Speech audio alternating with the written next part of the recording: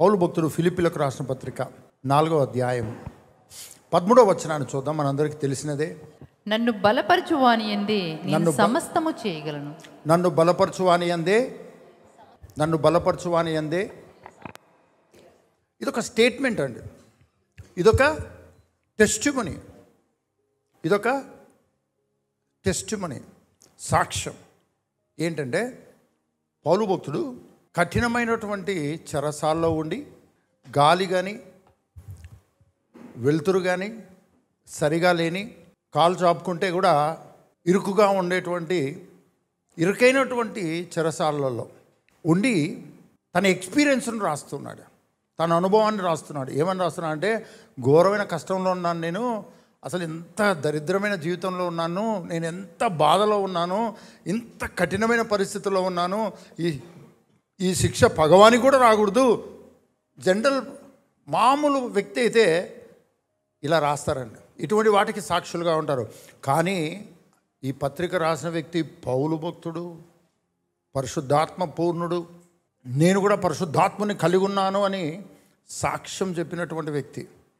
ఏమని చెప్తున్నాడంటే, అంత కఠినమైన పరిస్థితుల్లో కూడా, ఇబ్బందికరమైన పరిస్థితుల్లో కూడా నన్ను బలపరచువాని యందే నేను సమస్తమును చేయగలను, నన్ను బలపరచువాని యందే నేను సమస్తమును చేయగలను అన్న స్టేట్మెంట్ ఇస్తున్నాడు, అన్న టెస్టిమనీ చెప్తూ ఉన్నాడు. ఇది సంఘానికి చాలా ప్రాముఖ్యమైనది. నువ్వు ఎన్ని పరిస్థితుల గుండా వెళ్తున్నా నీ సాక్ష్యం ఏమై ఉండాలంటే, నీ పరిస్థితుల గురించిన సాక్ష్యం నువ్వు వ్యక్తిగా ఉన్నావంటే నువ్వు నార్మల్ వ్యక్తివి. అలా కాకుండా నిన్ను బలపరచువాని సహవాసంలో ఆయన నిన్ను బలపరుస్తూ ఉండగా నువ్వు బలమునుంది ధైర్యంగా ముందుకు కొనసాగుతున్నావు నీ పరిస్థితుల్లో అన్న సాక్ష్యము నువ్వు కనుక కలిగి ఉంటే, నిశ్చయముగా నీ నోటి మాట ఈరోజు పౌలు భక్తుని యొక్క పత్రిక ఎలా మనల్ని ధైర్యపరుస్తుందో, ఎలా మనల్ని ఉజ్జీవింపజేస్తుందో, అలానే మన సాక్ష్యం కూడా అనేకులకు ఆశీర్వాదకరంగా ఉంటుంది. గట్టిగా హల్లెలూయా చెప్దామండి. ప్రభుకు స్తోత్రం.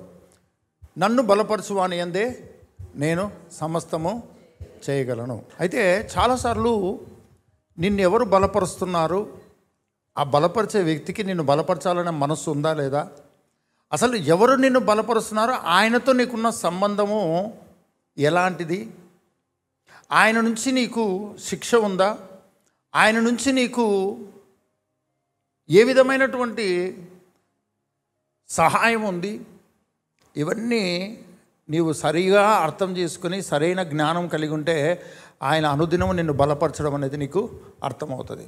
ముఖ్యంగా క్రైస్తవ జీవితంలో 2 విషయాల కొరకు చాలా సతమతం అవుతారండి. అదేంటి అంటే శాపము, శిక్ష.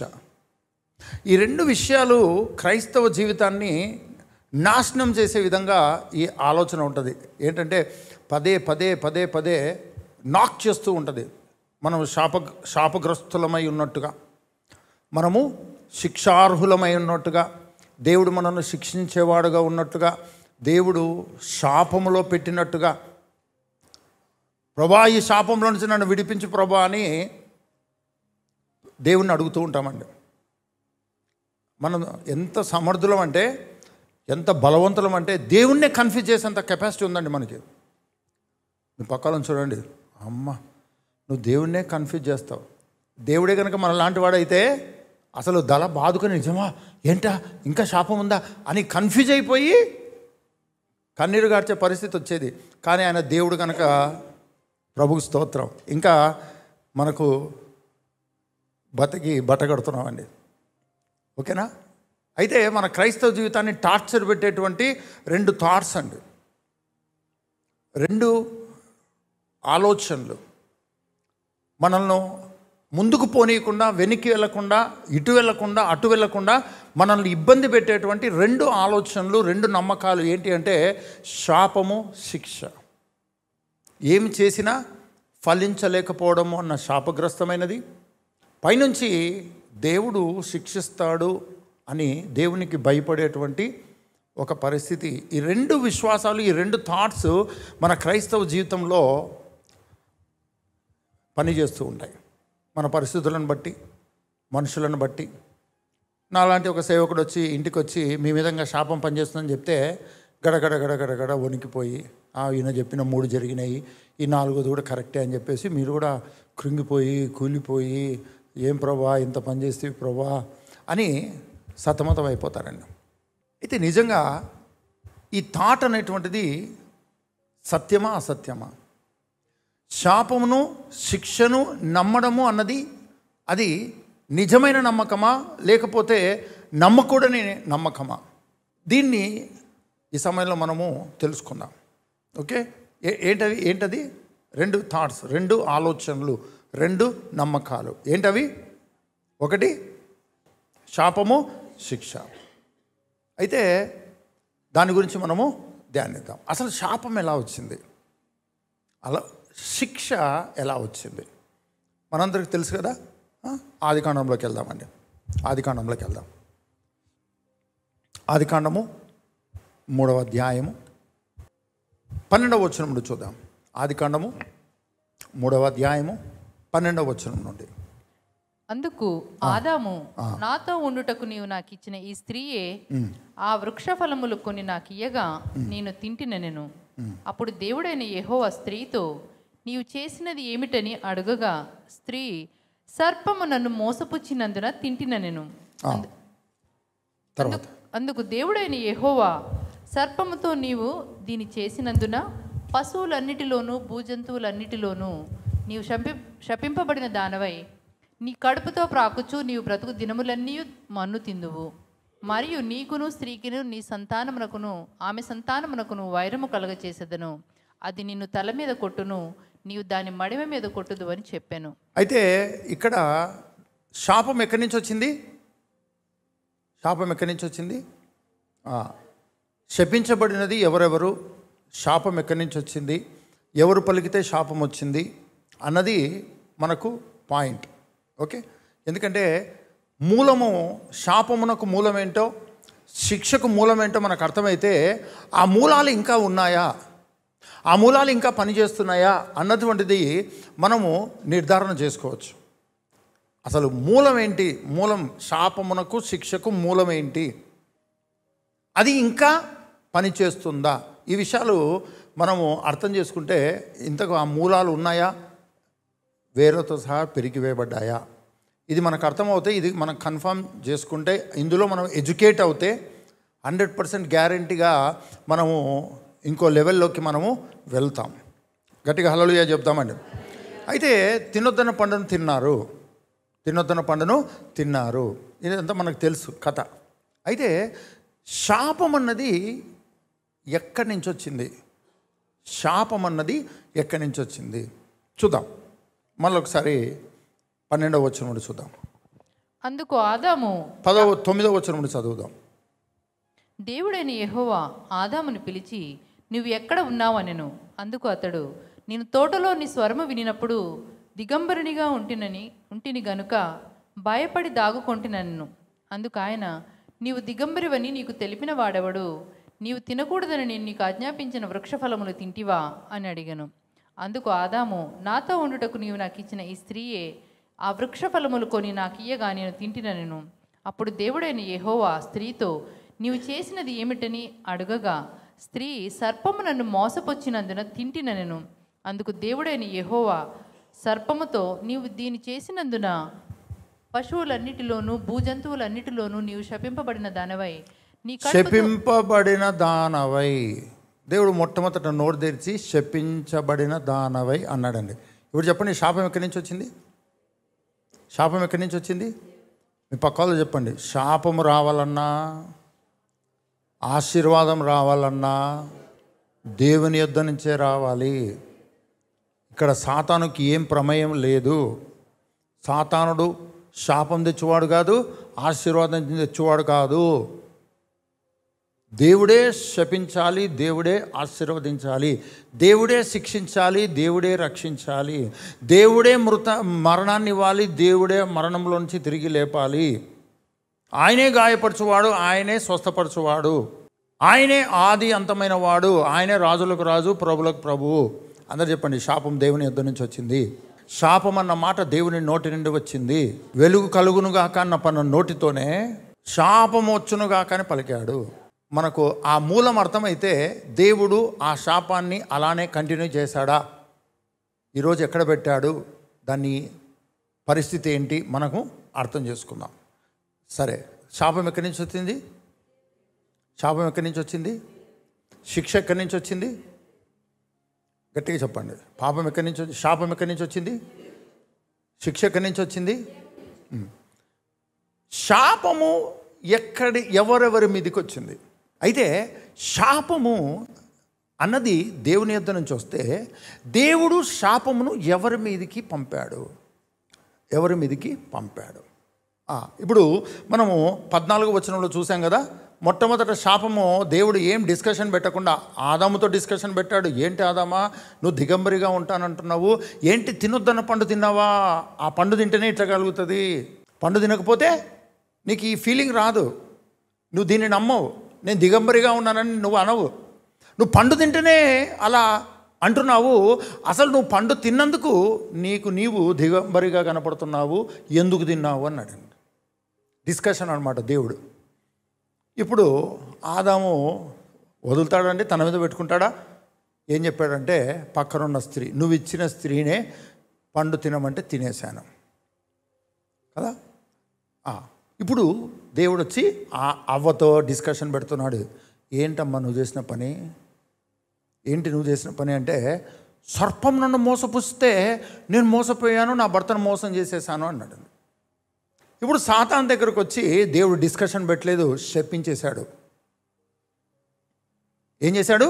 నిజంగా ఆదామునే శపించాలనుకుంటే మొట్టమొదట ఆదామును శపించేసేవాడు. అవనే శపించాలని అనుకుంటే అవను శపించేవాడు. నువ్వు ఎందుకు చేసావు అని ఏం తెలియనట్లు దేవుడు అడుగుతున్నాడు చూడండి. కానీ సాతాను దగ్గరకు వచ్చినప్పుడు డైరెక్ట్గా శపించేశాడు అంతే. ఇప్పుడు చెప్పండి, శాపము అన్నది ఎవరికి పర్మనెంట్గా ఇవ్వాలని దేవుని ఆలోచనలో ఉంది? మానవునికి పర్మనెంట్గా శాపం పెట్టాలనేది దేవుని ఉద్దేశమా, లేకపోతే సాతానుని పర్మనెంట్గా శాపగ్రస్తునిగా చేయడం అన్నది దేవుని ఉద్దేశమా? శాపం వచ్చింది దేవుని నోట్లో నుంచే, శిక్ష వచ్చింది దేవుని నోట్లో నుంచే, కానీ అది ఎవరి మీద నిలిచి ఉండేటట్లుగా చేయాలన్నది దేవుని ఆలోచన. మొట్టమొదట సాతానుని శపించాడు. మొట్టమొదట శపించబడింది ఎవరు? సాతానుడు. రెండవది, దేవుడు స్త్రీతో మాట్లాడుతున్నాడు. సీక్వెన్స్ చూడండి. ఫస్ట్ ఎవరు? సాతానుడు. నెక్స్ట్ ఎవరు? అవ్వ. మూడవది ఆదాము. ఓకేనా? చూద్దాం 16వ వచనం. ఆయన స్త్రీతో, నీ ప్రయాసమును నీ గర్భవేదనను నేను మిక్కిలి హెచ్చించెదను, వేదనతో పిల్లలను కందువు, నీ భర్త ఎడల నీకు వాంఛ కలుగును, అతడు నిన్ను ఏలునని చెప్పాను. ఒక నిమిషం అండి, నేను ఒక ప్రశ్న అడుగుతాను. అసలు అవ్వను ఎవరి కొరకు చేశాడు? దేవుని కొరక, ఆదాము కొరక? షూరా? ఖచ్చితమా? అవ్వ ఎవరి కొరకు చేయబడింది? ఎవరి కొరకు చేయబడింది కదా. అయితే దేవుడు అవ్వతో ఎలా మాట్లాడుతున్నాడు మనం చూస్తే, ఇప్పుడు చదువుదాం 3:16.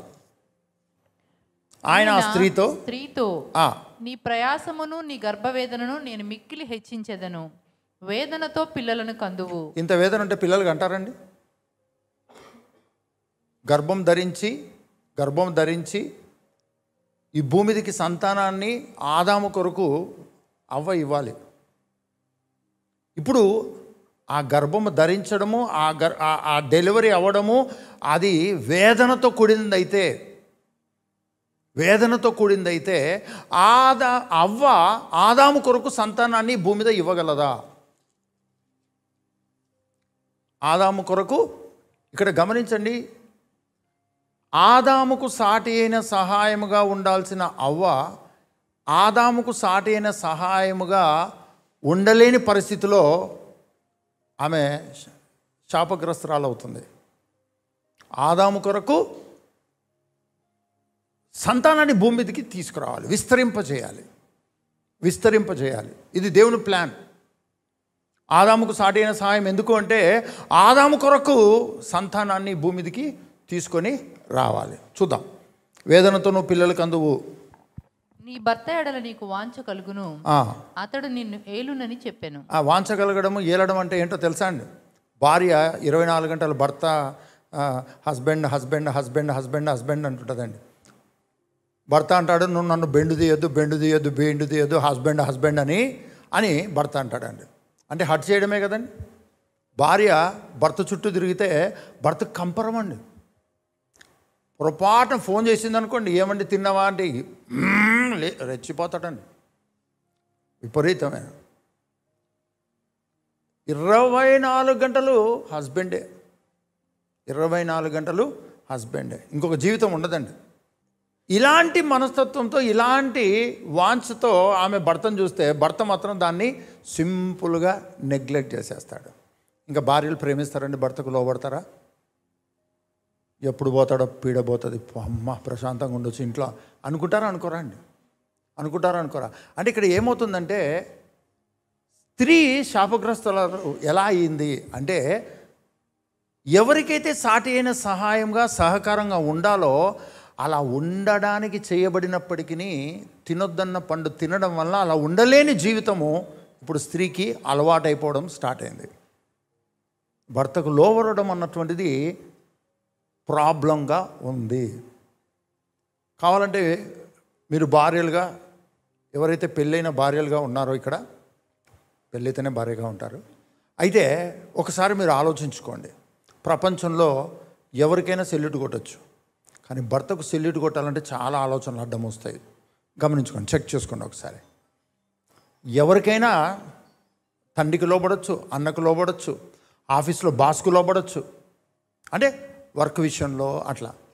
కానీ ఇంటికి వచ్చిన తర్వాత భర్తకు లోబడాలంటే, ఇంటికి వచ్చిన భర్తకు కొంచెం హస్బెండ్ అని ఆలోచించి కొంచెం ముందుకెళ్ళాలంటే ఎన్ని ఆలోచనలు అడ్డం వస్తాయో, ఎన్ని విషయాలు ఆ గ్యాప్లోకి వచ్చేస్తాయో. మీరెవరు చేతులు ఎత్తి అవును నాకు అట్లే ఉందని అనకండి. ఎందుకంటే ప్రపంచంలో ఇది శాపగ్రస్తమైనటువంటిది పనిచేస్తుంది. కానీ అది చర్చిలో కూడా, సంఘంలో ఉన్న భార్యాభర్తల్లో కూడా పనిచేస్తుందండి. అయితే స్త్రీ శపించబడిన విధానము, సాతానుడు టోటల్గా శపించబడ్డాడండి. అందరూ చెప్పండి, సాతానుడు టోటల్గా శపించబడ్డాడు.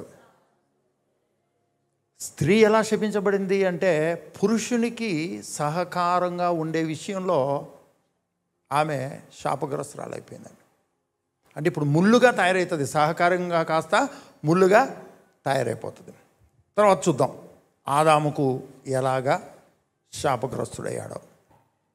ఆయన ఆదాముతో, నీవు నీ భార్య మాట విని తినవద్దనని నీకు ఆజ్ఞాపించిన వృక్ష ఫలములు తింటివి గనుక నీ నిమిత్తము నేల శపింపబడి ఉన్నది. ఆదాము శపింపబడ్డా? ఆదాము బట్టి నేల శపింపబడిందా? ఇది చాలా ఇంపార్టెంట్ అయిన విషయం అండి. మనం ఏమనుకుంటామంటే, నేను శాపగ్రస్తుని అనుకుంటాం, నేనేం చేయలేకపోతున్నాను అనుకుంటాం. నువ్వు చేయగలవు, కానీ నువ్వు చేసే పని నీకు ఫలవంతంగా లేకుండా ఉంటుంది.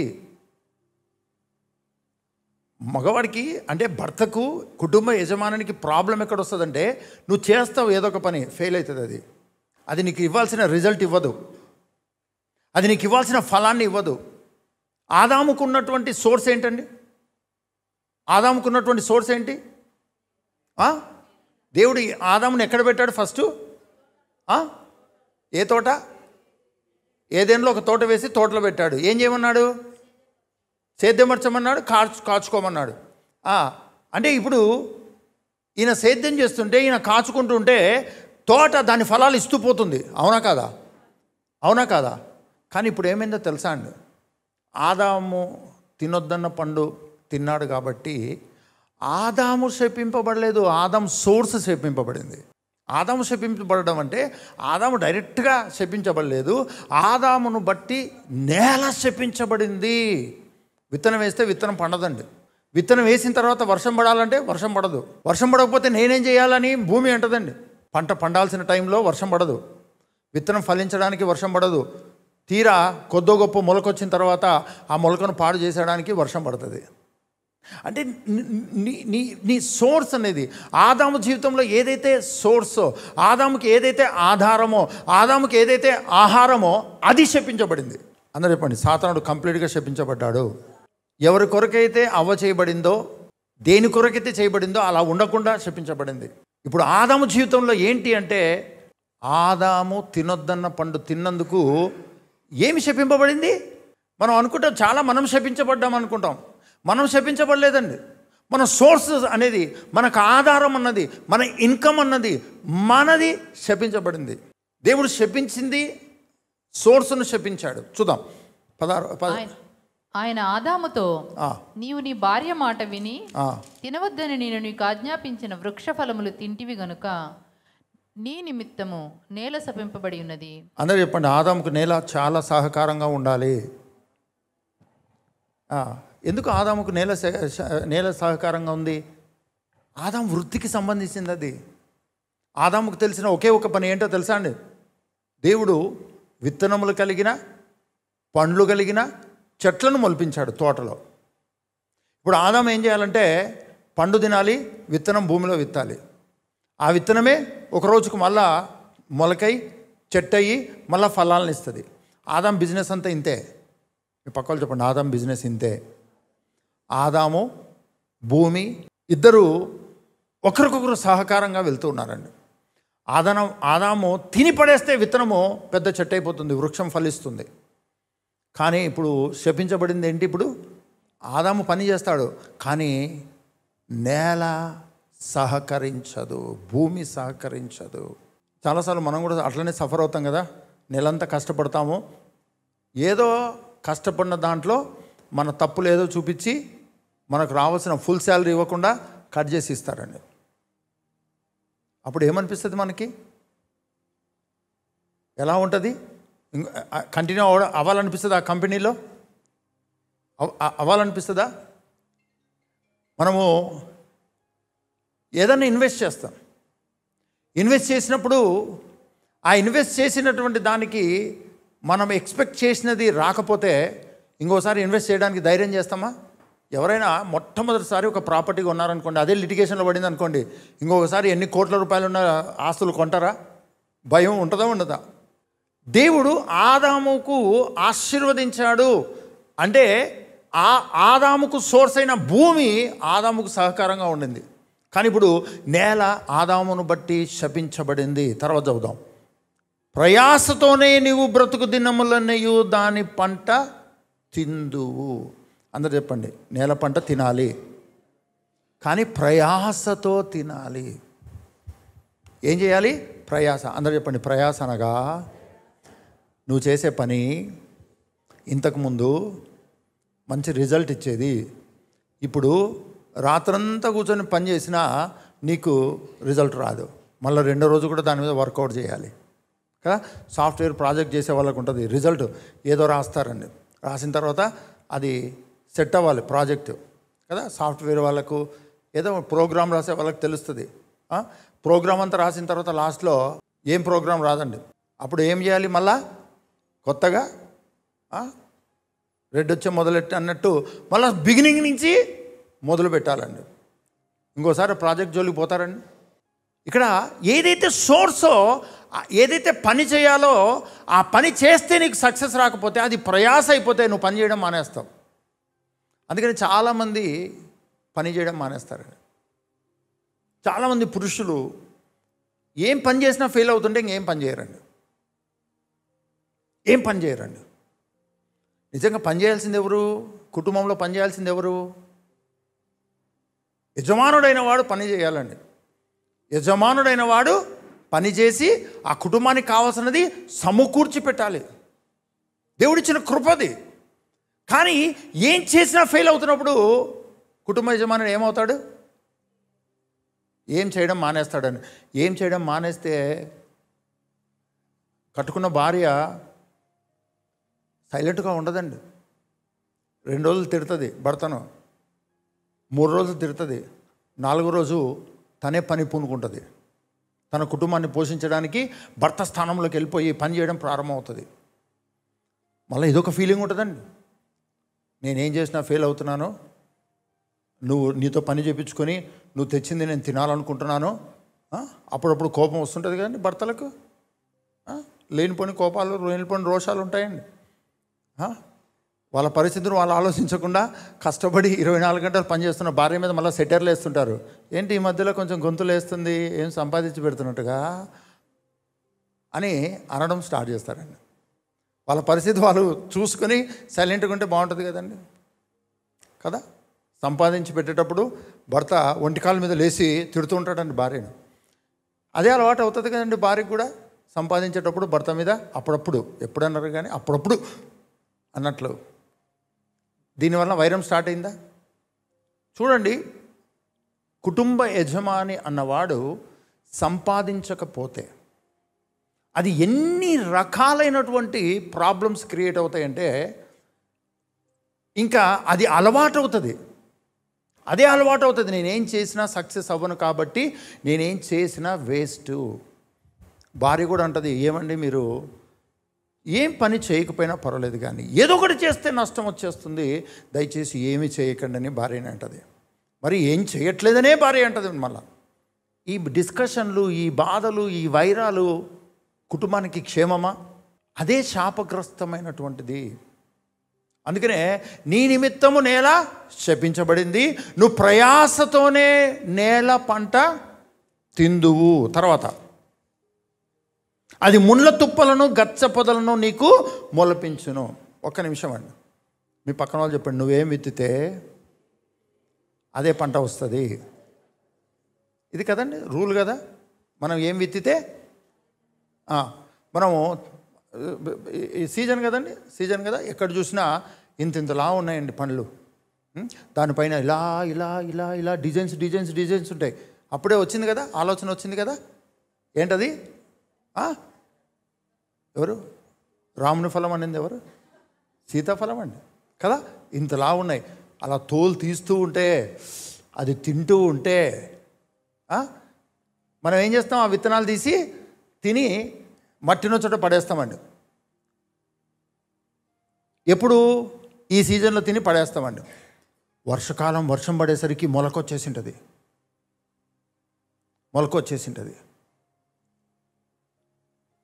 ఏం విత్తితే ఏం పంట రావాలి? ఏం విత్తితే ఏ పంట రావాలి? అందరూ చెప్పండి. విత్తనం ఏదో పంట అదే. కానీ మన ఆదాము విత్తనం విత్తుతాడు, కానీ ఏం పండుతాయంట? గచ్చ పొదలు. శాపము అంటే నువ్వు విత్తేది ఎక్కడా కనపడదు, నువ్వు కష్టపడేది ఎక్కడా కనపడదు, ఎక్కడా రికగ్నేషన్ ఉండదు, ఎక్కడా నీ కష్టానికి తగిన ఫలము ఎక్కడా ఉండదు. పైనుంచి నీకు నీ కష్టానికి నీ పనికి సంబంధం లేనివి వచ్చి నీ మీద పడుతూ ఉంటాయి. ఇది శాపం అండి. తర్వాత చదువుదాం. ప్రయాసతోనే నీ బ్రతుకు దినములో నీవు దాన్ని పంట తిందువు, అది ముండ్ల తప్పలను గచ్చ తుప్పలను గచ్చ పొదలను నీకు మొలిపించును, పొలములోని పంట తిందువు, నీవు నేలకు తిరిగి చేరు వరకు నీ ముఖము చెమట కార్చి ఆహారము తిందువు. ఏలైనగా నువ్వు మట్టి నుంచి తీయబడదువు గనక. మీ పక్కన చెప్పండి, దేవునికి చాలా కోపం వచ్చేసింది. శాపం మొత్తము సాతానునికి పెట్టేశాడు. 2 అవ్వ మీద శాపం పెట్టాడు. ఏంటి ఆ శాపం అంటే, అవ్వ ఎందుకొరకు చేయబడిందో ఆ పర్పస్ అనేది పోయి అవ్వ ఆదాముకు ముళ్ళుగా తయారవ్వాలి. ఆదాము అవ్వ దగ్గర నుంచి సహకారం తీసుకోలేడు. ఇప్పుడు ఆదాముకు శాపం ఏంటి అంటే, ఆదాముకు సోర్స్ అయిన దానిలో నుంచి తనకు రావాల్సినది తీసుకోలేడు. ఆదాము చేస్తున్నటువంటి పని సక్సెస్ఫుల్గా ఉండదు. ఆదాము ఒకటి చేస్తే ఇంకొకటి జరుగుతూ ఉంటుంది. టోటల్గా 3 శపింపబడ్డారు. అందరూ చెప్పండి, 3 శపింపబడ్డారు. టోటల్ ఎంతమంది శపింపబడ్డారు? దేవుని కోపము, దేవుని శిక్ష, దేవునికి శాపము పెట్టేయాలని చెప్పేసి ఎంతమంది మీద పెట్టేశాడు? అందరూ చెప్పండి, 3 మీద పెట్టాడండి. అందరూ చెప్పండి, 3 శపించబడ్డారు. సాతానుడు టోటల్గా శపింపబడ్డాడు. సాతానుడు పర్సనల్గా శపించబడ్డాడు. అవ్వ మాత్రము తన డ్యూటీలో శపించబడింది. ఆదాము కూడా తన సోర్సులో శపించబడ్డాడు. ఆదాము కుక్కలాగా తయారై బౌబో అంటాడని దేవుడు చెప్పాడండి. స్త్రీ తేలులాగా తయారయ్యి కుడుతుంది అని ఏమైనా దేవుడు చెప్పాడండి?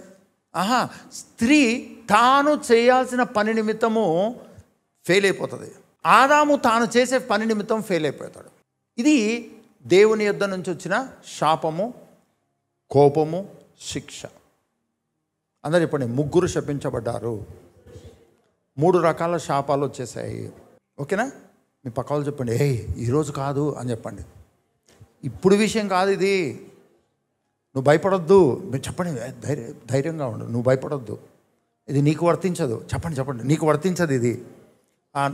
నీ గురించి చెప్తున్నాడు అని ఫీల్ అవ్వద్దు. నీ గురించి కాదు, నీ గురించే. అబ్బా, అంతా నాకు చెప్పినట్టునే ఉంది అని నీకు అనిపిస్తుంది అంతే. అంతా నేను కూడా ఇలానే ఉన్నాను, నా కుటుంబంలోకి ఇలానే ఉంది, నా జీవితం కూడా ఇలానే ఉంది అని నీకు అనిపించవచ్చు. అలా అనిపించడానికి రీజన్ కూడా చెప్తాను. కానీ మీ పక్క వాళ్ళతో చెప్పండి, ఇది నీకు వర్తించదని చెప్పండి. ఈ బస్సులో స్త్రీలకు కేటాయించిన సీట్లో స్త్రీలే కూర్చుండాలి కదా అని రాసామనుకోండి, ఆ సీట్లు ఎవరికి ఇవ్వాలి కదా? పురుషులు కూర్చున్నారనుకోండి, స్త్రీలు ఏం చేస్తారు? కొట్టేది ఒకటి తక్కువ అండి, కొట్టేది ఒకటి తక్కువే. కొంతమందికి వికలాంగులు ఉంటారు కదా, వాళ్ళకు కూడా రిజర్వేషన్ ఉంటుందండి. స్త్రీలకు రిజర్వేషన్ ఉన్నట్టు హ్యాండిక్యాప్డ్ వాళ్ళకి సీట్లలో రిజర్వేషన్ ఉంటుందండి. వికలాంగుల కొరకు కేటాయించబడిన సీట్లు అంటే ఎవరు కూర్చోవాలండి?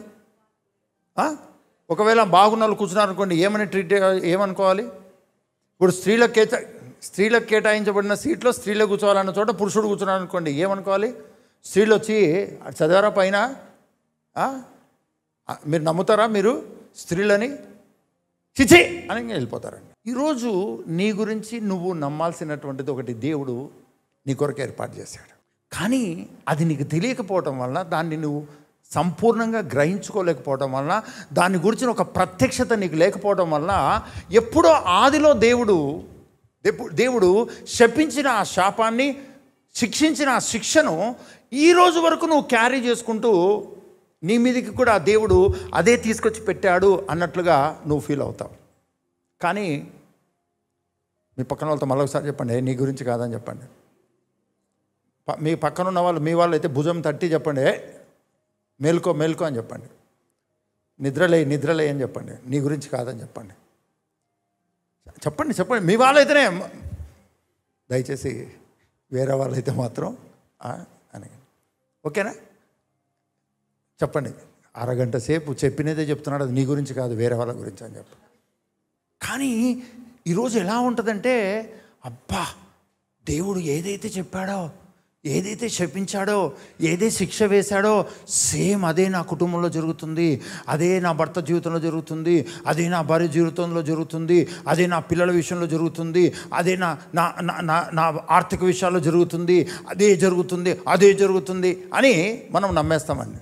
అందుకనే ఈ యొక్క మెసేజ్ ప్రారంభంలోనే నేను చెప్పాను, 2 thoughts 2 faith. 2 నమ్మకాలు, 2 ఆలోచనలు. అవేంటంటే రిగార్డింగ్ కర్స్ అండ్ పనిష్మెంట్. శాపము, శిక్ష అన్న నమ్మకము, ఆలోచన. ఎందుకంటే పరిస్థితులను చూసినప్పుడు మనం కూడా అదే శాపంలో ఉన్నాము అనుకుంటాం. కానీ ఈరోజు క్రైస్తవునిగా, క్రైస్తవురాలుగా, క్రైస్తవ కుటుంబముగా నీకున్న ప్రివిలేజ్ ఏంటో ఈరోజు నువ్వు తెలుసుకోబోతున్నావు. నీకు కనబడే పరిస్థితులు నువ్వు నమ్మేసావేమో, కానీ నిజంగా నువ్వు నమ్మాల్సినది ఏంటో, నువ్వు కలిగి ఉండాల్సిన థాట్ ఏంటో, నువ్వు నమ్మాల్సింది ఏంటో ఈరోజు నువ్వు అలానే నమ్మడానికి నువ్వు నేర్చుకోవాల్సిన వ్యక్తిగా ఉన్నావు. ప్రయాసపడి భారం మోసుకొంచున్న సమస్త జనులారా నా యొద్దకు రండి, నేను సాత్వికుడను, దీన మనస్సు గలవాడను కనుక మీరు నా యొద్దకు వచ్చి మీ కాడిని ఎత్తుకొని నా యొద్ద. ఏం నేర్పిస్తున్నాడు దేవుడు చెప్పండి? అసలు మన క్రైస్తవ జీవితంలో ఏం నేర్చుకోవడానికి మనం ఉన్నాం? ఒకే ఒక్క జీవితాన్ని నేర్చుకోవడానికి మనం క్రైస్తవులమయ్యాం. ఈరోజు ఏంటంటే బ్లెస్డ్ లైఫ్ గురించి తెలుసుకోవడానికి మనం క్రైస్తవులమయ్యాం. బ్లెస్డ్ లైఫ్లో మనం ఎడ్యుకేట్ అవ్వడానికి, ప్రొఫెసర్లం అవ్వడానికి మాత్రమే మనం క్రైస్తవులమయ్యాము. శాపము, శిక్ష అన్న స్థితిలో నుంచి యేసుక్రీస్తు తనకు తానే అపరాధ పరిహారార్థ బలి చేసి నిన్ను శాపములో నుంచి, శిక్షలో నుంచి బయటికి తీసి ఆశీర్వాదములోకి నిన్ను నడిపించి ఈ ఆశీర్వాదకర జీవితాన్ని నువ్వు అర్థం చేసుకొని, నేర్చుకొని, అనుభవిస్తూ దేశాలకు ఆశీర్వాదకరంగా ఉండేటట్లుగా నీ జీవితాన్ని నా కొరకు ఫలింపచేసుకో. అది నీ క్రైస్తవ జీవితంలో ఉన్న లక్ష్యం. నీ క్రైస్తవ జీవితంలో ప్రార్థన నేర్చుకోవచ్చు, బైబిల్ చదవడం నేర్చుకోవచ్చు, చర్చికి రావడం నేర్చుకోవచ్చు. కానీ వీటికి మించినది నువ్వు నేర్చుకోవాల్సింది ఏంటంటే యు ఆర్ బ్లెస్డ్. నువ్వు ఆశీర్వదించబడిన వ్యక్తివి. You are blessing to the nations. నువ్వు ఎంత ఆశీర్వదించబడ్డావంటే దేశాలు సైతము నీ ద్వారా ఆశీర్వదించబడతాయి. అంత ఆశీర్వాదము దేవుడు నీకు ఈరోజు క్రీస్తునందు అనుగ్రహించి ఉన్నాడు. సరే, అందరూ చెప్పండి, దేవుని యొద్ద నుంచి శాపం వచ్చింది, దేవుని యొద్ద నుంచి శిక్ష వచ్చింది. అది ఎలా ఉంది అన్నది మనం చదివాం. ఇప్పుడు మనము ఇంకా శాపము నిలిచి ఉందా? శాపం ఎవరి మీదకి వచ్చింది? ఎవరెవరి మీదకి వచ్చింది?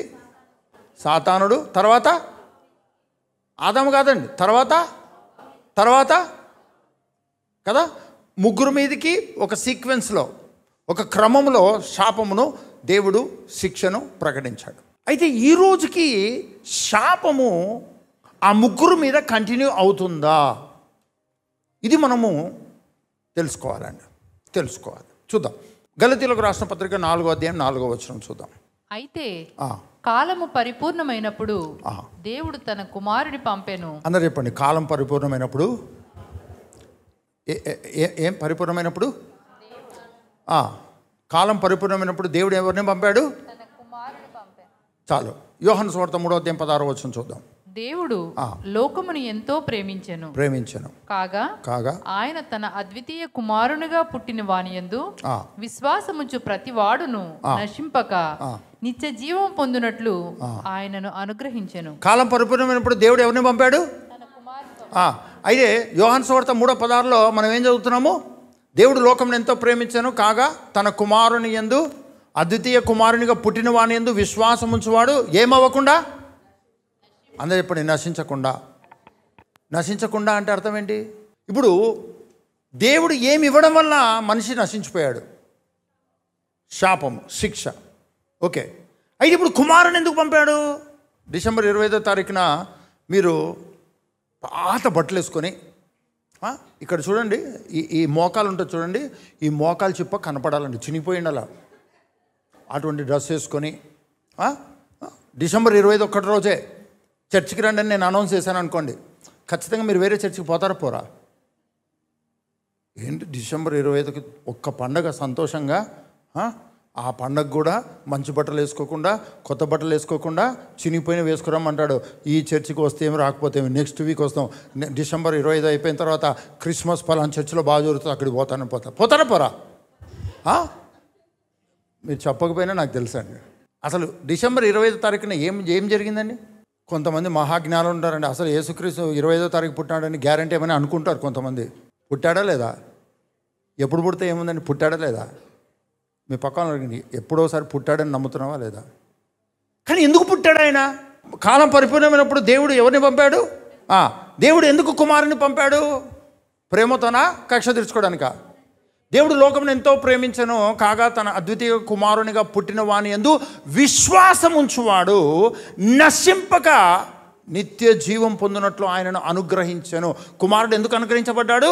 నశించకుండా నిత్య జీవము, అంటే దేవునిలాగా, దేవుని సంతానంగా ఉండడానికి దేవుడు ఈ భూమి మీదకి కుమారుని పంపితే, ఆ కుమారుని ఎవరైతే నమ్ముతున్నారో వారు దేవుని సంతానంగా, దేవుని వలె పరలోక రాజ్య వారసులుగా, ఆశీర్వాదకర్తలుగా ఉండేటట్లుగా చేయడానికి కుమారుణ్ణి పంపాడండి.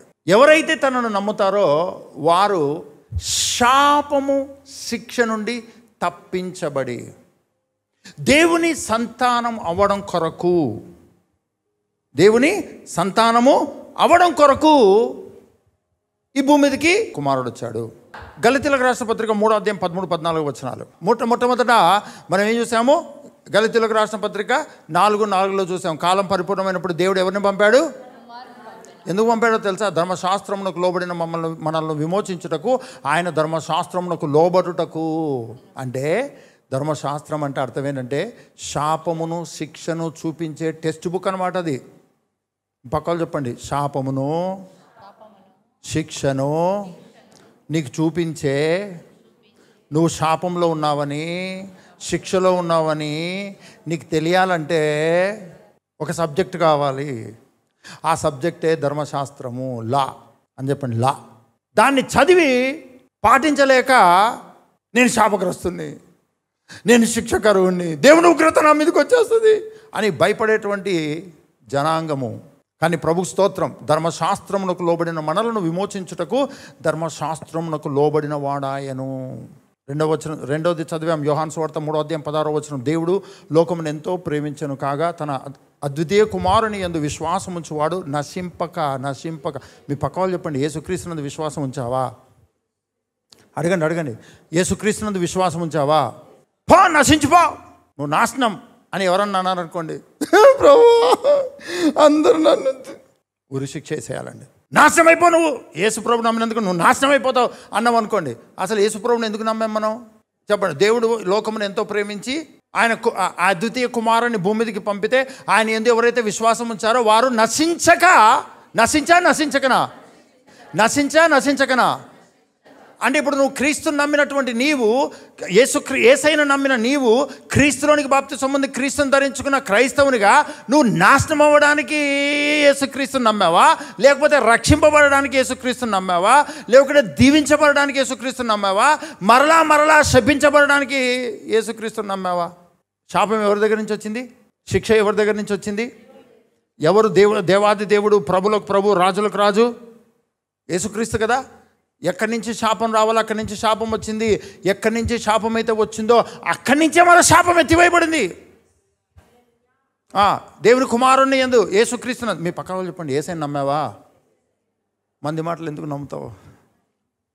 జాలిగా అడగండి, ఎందుకు మంది మాటలు నమ్ముతావు? యేసయ్యను నమ్మావు, అయిపోయింది. ఇంకా వేరే వాళ్ళు నమ్మడానికి లేదు. రాజా రాజా రాజా నా యేసు రాజా. మన పక్కింటి ఒక రాజా ఉంటాడండి. ఆ రాజా వచ్చి ఏమంటాడంటే, నువ్వు నేను రాజా అని పాడుతుంటావు కదా, యేసుప్రభు నమ్మి నాశనం అయిపోయావు, ఏ ఉద్యోగం పోయింది, డబ్బులు లేవు, అప్పులైపోయాయి, ఏం బతుకునిది అని ఈ రాజా అన్నాడండి. ఇప్పుడు రాజా రాజా రాజా అని పాట స్టార్ట్ అయిందండి. పక్కన చెప్పి, నమ్మితే పూర్తిగా నమ్ము, నమ్మకపోతే పూర్తిగా నమ్మొద్దు, సగం పనులు చేయొద్దు కదా. ఎవరిని నమ్మాము మనం నమ్మినందుకు మనం ఏమయ్యాము? నశించిపోవడానికి నమ్మామా? నశించిపోకుండా ఉండడానికి నమ్మామా? మీ పక్కల మొహం చూడండి. నమ్మకూడనివన్నీ నమ్ముతావు, మళ్ళీ ప్రార్థనా జీవితం అంటావు. నువ్వు నమ్మకూడని నమ్మి ఏం ప్రార్థన చేస్తావు నువ్వు? ప్రభా నశించిపోతున్నాము. అసలు యేసయ్య ఉంటేనే నాశనం రాదండి. కానీ పాపం శిష్యులండి, యేసయ్యను చూసేదానికంటే అధికంగా యేసయ్య నమ్మేదానికి అధికంగా. నేను జోక్ చేస్తున్నట్టు ఉంటుంది, కానీ ఆ పరిస్థితి గుండా వెళ్తున్నప్పుడు ఉంటుంది కథ. ఆ టార్చర్ గుండా వెళ్తున్నప్పుడు ఉంటుంది, ఆ పరిస్థితులను చూస్తున్నప్పుడు ఉంటుంది. చెప్పడానికి బాగానే ఉంటుంది. నేను అన్నీ చూసే ఇక్కడ నిలబడ్డానండి. ఇప్పుడు రాజా పక్కింటి రాజా ఏమన్నా డోంట్ కేర్ అండి. నేను నశించడానికి కాదు, నేను నిత్యము జీవించడానికి నేను ఉన్నాను. హల్లెలూయా. ప్రభుకు స్తోత్రం, ప్రభుకు మహిమ కలుగును గాక.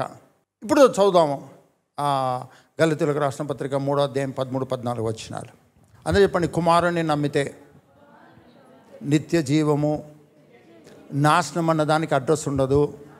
ధర్మశాస్త్రములకు లోబడిన నన్ను విమోచించుటకు నా యేసయ్య నాకు బదులుగా, నేను దేనికి లోబడ్డానో, ఏది నన్ను పట్టుకుందో దాని నుంచి నన్ను విడిపించి, ఆయనే పట్టబడి, ఆయనే శాపగ్రస్తుడై, ఆయనే శిక్షింపబడి నన్ను విమోచించాడు.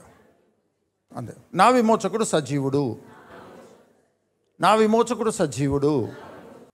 ఇప్పుడు చూద్దాం. గలతీయులకు రాసిన పత్రిక 3:13-14 ఆత్మను గూర్చిన వాగ్దానము ఆత్మను గూర్చిన వాగ్దానము విశ్వాసము వలన మనకు లభించున్నట్లు. చాలా సీక్వెన్స్ గుర్తుపెట్టుకోవాలండి. ఈ సీక్వెన్స్ శాపం యొక్క సీక్వెన్స్ గుర్తుపెట్టడం. ఎవరు మొట్టమొదటి శపించబడిన ముగ్గురు శపించబడ్డారు. ఎంతమంది శపించబడ్డారు? ముగ్గురు. ఫస్ట్ ఎవరు శపింపబడ్డారు? తర్వాత ఎవరు? ఆదాము మామనింది. ఎంతమంది? ముగ్గురా నలుగురా? ఎంతమంది? మొట్టమొదట 2 3 ఇంకెవరైనా ఉన్నారా? ఎవరు లేరు.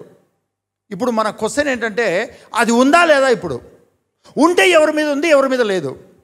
ఇది మనకు జ్ఞానం సంపాదించుకుంటున్నామండి. ఈ నాలెడ్జ్ కొరకు మనము ప్రభు ఈరోజు మనతో మాట్లాడుతున్నాడు. ఓకేనా? అయితే అందరు చెప్పండి. కుమారుడు చాలా ప్రాముఖ్యమండి. కుమారుడు చాలా ప్రాముఖ్యము. ఎందుకంటే ఆ కుమారుని బట్టే ముగ్గురు శపించబడిన దాంట్లో ఆ కుమారుని బట్టే 2 ఎస్కేప్ అయిపోయారు. ఒకడు మాత్రము ఇంకా శాపంలోనే, శిక్షలోనే ఉన్నాడు. అందులో ఆదాము ఉన్నాడా, అవ్వ ఉందా, ఆ ఒక్కరు సాతానుడా? అది క్లారిటీ తెచ్చుకోవాలి మనం. ఓకేనా? ఇప్పుడు చూద్దాం త్వరగా 3, 13, 14 వచనాలు. ఆత్మను గూర్చిన వాగ్దానము విశ్వాసము వలన మనకు లభించున్నట్లు అబ్రహాము పొందిన ఆశీర్వచనము క్రీస్తు యేసు ద్వారా అన్యజనులకు కలుగుటకై క్రీస్తు మన కోసం శాపమై మనలను ధర్మశాస్త్రము యొక్క శాపము నుండి విమోచించెను. ఇప్పుడు చెప్పండి, అందరు చెప్పండి. దేవుని యొద్ద నుంచి శాపము, శిక్ష వచ్చింది, ముగ్గురి మీద వచ్చింది. అయితే ఈ శాపమును, శిక్షను తీసివేయడానికి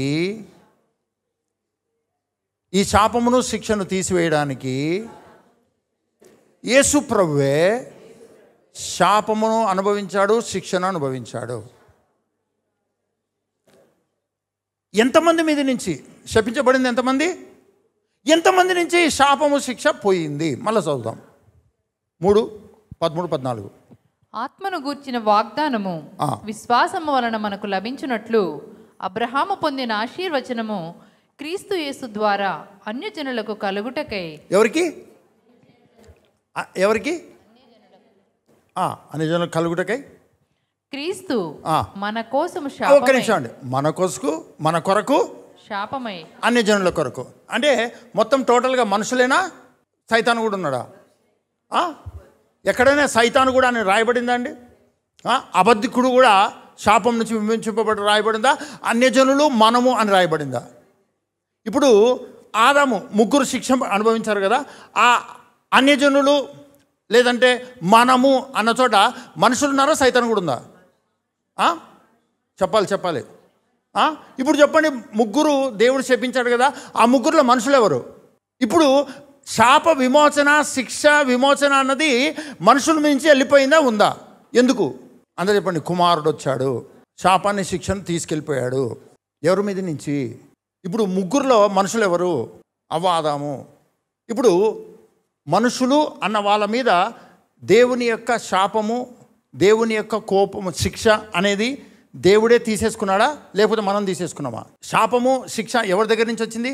అది దేవుడే తీసేసుకున్నాడా, మన ప్రార్థన బట్టి పోయిందా? దేవుడే తీసేశాడా, లేకపోతే మన భక్తిని బట్టి మనము దాంట్లో నుంచి తప్పించుకున్నామా? ఇప్పుడు చెప్పండి, శాపం ఎవరి మీద ఉంది? ముగ్గురు శపించబడితే 2 మీద నుంచి దేవుడే తీసేశాడు. ఏ దేవుడైతే శపించాడో, ఏ దేవుడైతే శిక్ష పెట్టాడో అదే దేవుడే తన కుమారుని పంపి ఆ శిక్షను, ఆ శాపాన్ని భరించేశాడు. ఇప్పుడు మనుషుల మీద నుంచి పోయిందా, సైతాన్ నుంచి కూడా పోయిందా? ఎందుకు ఈరోజు క్రైస్తవునివైనా సరే ఈరోజు కూడా శాపము, శిక్ష అన్న వాతావరణము నీకు కనపడుతుంది?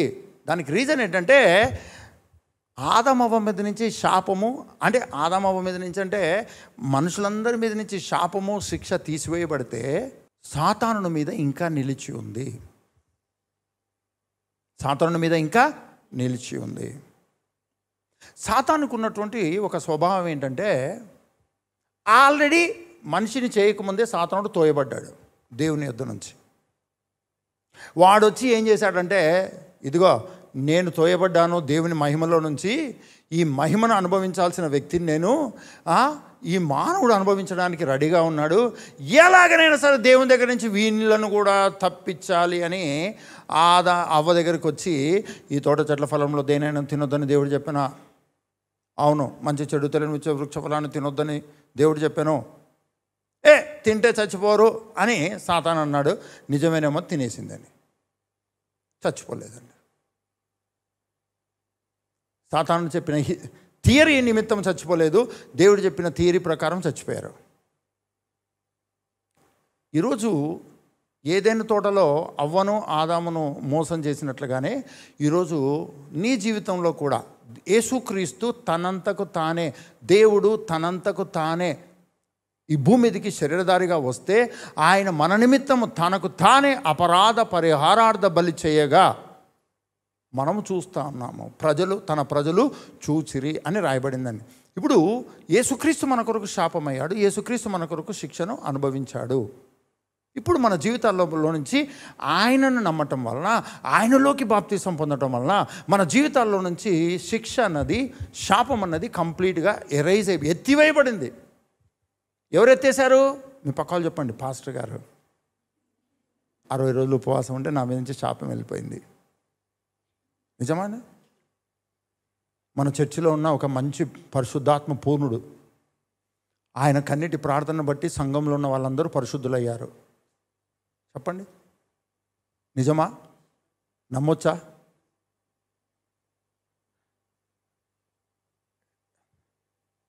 నమ్మకూడదా అండి? ఏం నమ్ముతాంలే, ఏం మాట్లాడతాం అన్నట్టు కొంతమంది సైలెంట్గా ఉన్నారండి. మీ పక్కలు చెప్పండి, నీ సైలెన్సే సైతానికి అవకాశము. నువ్వు నోరు తెరిస్తే సాతానికి స్థానం లేకుండా పోతుంది. నువ్వు నిజాన్ని ఒప్పుకోవాలి, సత్యాన్ని ఒప్పుకోవాలి. ఏంటి సత్యము? యేసుక్రీస్తు నీ శాపమును, శిక్షను ఎత్తివేసి ఉన్నాడు. నీ జీవితంలోకి ఆశీర్వాదాన్ని తీసుకొని వచ్చాడు. కానీ ఎందుకు నీకు శాపగ్రస్తమైనది, ఎందుకు నీకు ఇంకా కనపడుతుంది ఆ భయము, దేవుడు శిక్షిస్తాడు అనే భయము, దేవునికి విరోధంగా జీవించే జీవితము, ఎందుకు నువ్వు చేసే దాంట్లో ఫెయిల్యూరు, ఎందుకు నువ్వు దిగులు, చింత, బాధ, భయము, దుఃఖము, అసమాధానము, విరోధము, భర్తకు లోబడలేని స్థితి, భార్యను ప్రేమించలేని స్థితి, ఎందుకు ఇవన్నీ జరుగుతున్నాయి కుటుంబంలో? నిజంగా అది జరగాల? నిజంగా అది జరగడం అనేది కామనా అని ఆలోచిస్తే అసలు యేసుక్రీస్తు నీ జీవితంలో నుంచి క్రైస్తవ కుటుంబాల్లో శాపము, శిక్ష, దేవుని యొద్ద నుంచి శాపము, శిక్ష లేకుండా ఎత్తివేయబడింది. క్రైస్తవ జీవితమే ఆశీర్వాదముగా ఉండడము. క్రైస్తవ జీవితమే ఆశీర్వాదంగా ఉండడము. కానీ ఎందుకు శాపగ్రస్తమైనవి కనపడుతున్నాయి? దానికి కారణం ఏంటంటే మనము ఒకటి అర్థం చేసుకోవాలి. అదేంటంటే శాపం అనేది మనిషి జీవితంలో నుంచి, శిక్ష అన్నది మనిషి జీవితంలో నుంచి దేవుడే ఇచ్చాడు, దేవుడే తీసేశాడు. అందరూ చెప్పండి, దేవుడే ఇచ్చాడు, దేవుడే ఇచ్చాడు, దేవుడే తీసుకున్నాడు. ఎవరి డైలాగ్ చెప్పండి? ఈ డైలాగ్ ఎవరిది చెప్పండి బైబిల్లో? ఎవరు? అదే చెప్పండి. యెహోవా ఇచ్చెను, యెహోవాకు మహిమ కలుగును గాక. ఇప్పుడు నువ్వు చెప్పాల్సిన డైలాగ్ కూడా అదే. యెహోవా ఇచ్చెను శాపమును, శిక్షను యెహోవానే తీసుకున్నాను, యెహోవాకు మహిమ కలుగును గాక. ఒక రియలైజేషన్లోకి మనం రావాలండి. అసలు శాపం అన్నది, శిక్ష అన్నది ముగ్గురు మీదకి వస్తే ముగ్గురు మీద ఇప్పుడు నిలిచి ఉందా? ఇద్దరి మీద నుంచి తీసివేయబడింది, ఇంకొకరి మీద ఉంది. నమ్ముతున్నారా? నమ్మకపోతే వ్యర్థమవుతుంది. కాబట్టి అర్థమైన దాన్ని నమ్మడం నేర్చుకోవాలి. దేవుని యొద్ద నుంచి వచ్చిన శాపము ముగ్గురు మీదకి వస్తే మానవ జాతి మీద నుంచి అది తీసివేయబడింది, కుటుంబం మీద నుంచి అది తీసివేయబడింది. ఆదాము మీద నుంచి తీసివేయబడింది అంటే ఆదామవ్వ అనే కాదండి, కుటుంబం మీద నుంచి అది పెరిగివేయబడింది. ఏదైతే అవ్వ జీవితంలో శాపం ఉందో, ఏదైతే ఆదాము జీవితంలో శాపం ఉందో, ఏదైతే వాళ్ళ పనుల్లో శాపం ఉందో, ఏదైతే భూమి శపించబడిందో, ఏదైతే సహకరించకుండా ఉందో, ఏదైతే అనవసరంగా గచ్చపొదలు అవి వచ్చేవి ఉన్నాయో, ఇటువంటివన్నీ కూడా ఎత్తివేయబడ్డాయి, తీసివేయబడ్డాయి. ఎందుకు తీసివేయబడ్డాయి? మీ పక్కలు చెప్పండి. 60 రోజులు ఉపవాసం చేసినందుక కాదు, యేసుక్రీస్తు వెల చెల్లించినందుకు, యేసుక్రీస్తు వెల చెల్లించినందుకు. కానీ ఇప్పుడు స్టిల్ శాపము, శిక్ష అన్నది సాతానుడు అనుభవిస్తున్నాడు. నువ్వు ఏ విధానంలోనైనా, ఎక్కడైనా, ఏ ఏరియాలోనైనా నీకు తెలిసి కానీ తెలియక కానీ వానికి సంబంధించి, వానికి కనెక్ట్ అయ్యే విధంగా నీ మాటలు, నీ ఆలోచనలు, నీ నమ్మకాలు ఉంటే వాడొచ్చి మళ్ళీ నిన్ను మోసం చేస్తాడు. ఏమని మోసం చేస్తాడంటే, ఇది నిజమా, నీ జీవితంలో నుంచి శాపం తీసివేయబడిందా, లాస్ట్ సండే పాస్టర్ చెప్పాడా? అవును. నా నీ పరిస్థితులు ఎట్లున్నాయి చూడు. మరి శాపం ఎందుకుంది? ఇది యేసుప్రభు తీసేస్తే ఇది ఎందుకుంది? అవును నిజమే, యేసుప్రభు తీసేస్తే ఇది ఎందుకుంది? నమ్మేశావు. అందుకే నేను చెప్పాను, 2 థాట్స్, 2 నమ్మకాలండి. నీ జీవితంలో శాపాన్ని, శిక్షను ఇంకా నువ్వు నమ్ముతున్న క్రైస్తవునిగా ఉంటే నువ్వు క్రైస్తవుని కాదు. ఎందుకంటే ఏ క్రీస్తు అయితే నీ జీవితంలో నుంచి శిక్షను, శాపాన్ని ఎత్తివేశాడో, దేవుని యొద్ద నుంచి వచ్చిన దాన్ని దేవుని కుమారునిగా వచ్చి ఎత్తివేశాడో, స్టిల్ దాన్నే అనుభవించే, దాన్నే నమ్మేటువంటి క్రైస్తవ జీవితం నువ్వు జీవిస్తున్నట్లయితే అది క్రైస్తవ జీవితానికి వెలుపట ఉన్నటువంటిది, క్రైస్తవేతరైనటువంటి నమ్మకం అది. కారణం ఏంటంటే, దేవుని యొద్ద నుంచి శాపము, శిక్ష వస్తే అదే దేవుడే దానికి పరిష్కారం ఇచ్చి ఉన్నాడు. ఆ పరిష్కారమే నీ క్రైస్తవ జీవితం. హల్లెలూయా. ఎందుకు ఇంకా శాపం అన్నది, శిక్ష అన్నది నాకు కలుగుతుంది ఆలోచన? దానికి 2 రీజన్స్ అండి. ఒకటేమో, నీ జీవితంలో నీకు తెలియకుండా ఏదైనా అపవాది ఎలా శిక్షలో, ఎలా శాపగ్రస్తుడై ఉండి వాడు కొట్టుమిట్టాడుతున్నాడో నీకు తెలియకుండా వానికి సంబంధించిన దేంట్లోనైనా నువ్వు జారి పడితే ఆ ఇన్ఫ్లుయెన్స్ అనేది, ఆ ప్రభావం అనేది నీ జీవితంలో పనిచేస్తుంది. నువ్వు స్టిల్ శాపంలో ఉన్నట్టు, స్టిల్ శిక్షలో ఉన్నట్టు నీకు పదే పదే పదే నమ్మకం వస్తుంది, థాట్ వస్తుంది, నమ్ముతున్నావు, ఆలోచన వస్తుంది, నమ్ముతున్నావు, చూస్తున్నావు, నమ్ముతున్నావు, మనుషులు మాట్లాడుతున్నారు, నువ్వు నమ్ముతున్నావు. First reason. రెండవ రీజన్ ఏంటంటే, నువ్వు ఎక్కడ పాపం చేయట్లేదు, ఎక్కడ పడిపోవట్లేదు, కానీ నీకున్న డిఫెక్ట్ ఏంటంటే, అసలు శాపము నుండి నిన్ను విమోచించిన విషయము నీకు ఎవరు బోధించాలి? ఎవరు బోధిస్తే అది కరెక్ట్ బోధ? పౌలు భక్తుడు కొరింథీయులకు రాసిన మొదటి పత్రిక 12వ అధ్యాయం 3వ వచనం చూద్దాం. ఇందుచేత దేవుని ఆత్మ వలన మాట్లాడువాడెవడును యేసు శాపగ్రస్తుడని చెప్పడనియు, పరిశుద్ధాత్మ వలన తప్ప ఎవడును యేసు ప్రభువని చెప్పలేడనియు నేను మీకు తెలియజేయుచున్నాను. పౌలు భక్తుడు స్పష్టంగా చెప్తున్నాడు, కొరింథీలో ఉన్నటువంటి దేవుని సంఘానికి స్పష్టంగా చెప్తూ ఉన్నాడు, పరిశుద్ధాత్మ ద్వారానే నీకొక ప్రత్యక్షత, నీకొక బోధ వస్తుంది. ఆ బోధ ద్వారా నీకొక ప్రత్యక్షత వస్తుంది. అదేంటంటే, యేసుక్రీస్తు తనకు తాను ఏదో చేసుకొని శాపగ్రస్తుడు అవ్వలేదు. ఆ శాపము నీది, ఆయన తీసివేసి ఉన్నాడు. ఆ శిక్ష నీది, ఆయన తీసివేసి ఉన్నాడు. తీసుకొని వెళ్ళాడు కాబట్టి అది నీ మీద నుంచి తీసివేయబడింది. ఇది నీకు ఎలా అర్థమవుతుంది అంటే, పరిశుద్ధాత్ముడిచ్చే ప్రత్యక్షత ద్వారా మాత్రమే నీకు అర్థమవుతుంది. నువ్వు తెలియకుండా నువ్వు సాతానుకి సంబంధించిన, సాతానునికి అనుకూలమైన మాటలు మాట్లాడడం కానీ, ఆలోచించడం కానీ, ప్రవర్తించడం దానివల్ల శాపగ్రస్తమైనటువంటిది తిరిగి నీ జీవితంలో పనిచేస్తున్నట్టుగా నీకు కనబడవచ్చు. లేదంటే నువ్వు ఏ పాపం చేయకపోవచ్చు, ఏ అపవాదికి సంబంధించింది ఏమి చేయకపోవచ్చు, కానీ నువ్వు ఆ టీచింగ్ గుండా, ఆ ప్రత్యక్షత గుండా నువ్వు వెళ్ళకుండా నీ క్రైస్తవ జీవితాన్ని వెళ్ళగొడుతున్నావు అనుకోండి, అలా జీవించేస్తున్నావు అనుకోండి, అప్పుడు కూడా నీ జీవితంలో శాపము ఉందా లేదా, శాపము తీసివేయబడిందా లేదా అన్న కన్ఫ్యూజన్లో ఉండిపోతావు. ఇక్కడ ఇప్పుడు చదువుదాము ఒక సీక్వెన్స్. ఏంటంటే, యేసుక్రీస్తు తీసివేసిన తర్వాత, శాపమును శిక్షను తీసివేసిన తర్వాత ఆశీర్వాదం అనేటువంటిది రిలీజ్ అయిందండి. దాన్నే పౌలు భక్తుడు గలతీలో ఉన్నటువంటి దేవుని సంఘానికి రాస్తున్నాడు. 3వ అధ్యాయం 13-14 వచనాలు. 3వ అధ్యాయం 13-14 వచనాలు.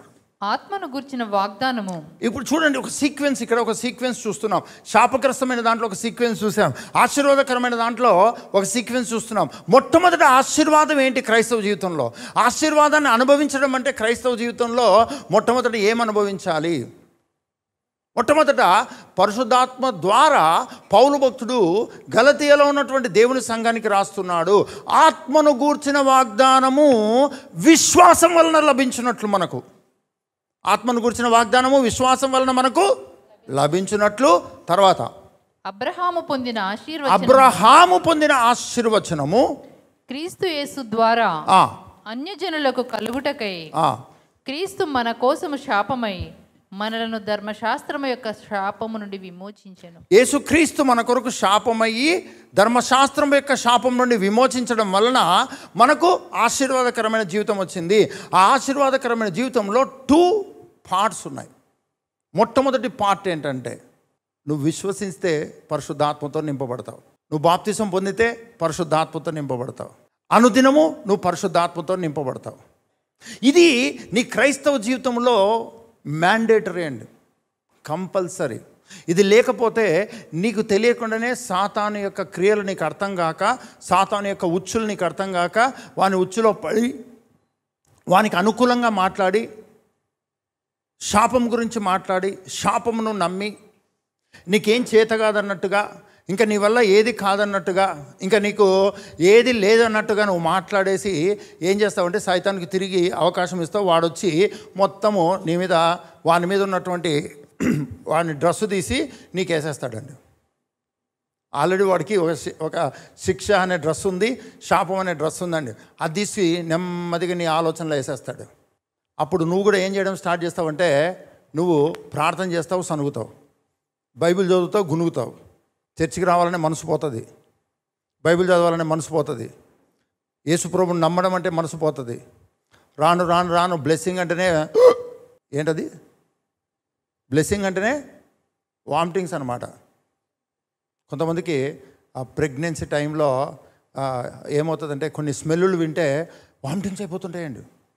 ఇంట్లో వాళ్ళు అనుకుంటారు, ఏమి పోయే కాలం వచ్చింది, మేము అదే వాసన చూస్తున్నాం, వీళ్ళు అదే వాసన చూస్తున్నారు, మాకు రాని వాంతులు వీళ్ళకి ఎందుకు అవుతున్నాయని అనుకుంటారండి. కారణం ఏంటంటే వాళ్ళ పరిస్థితి అది.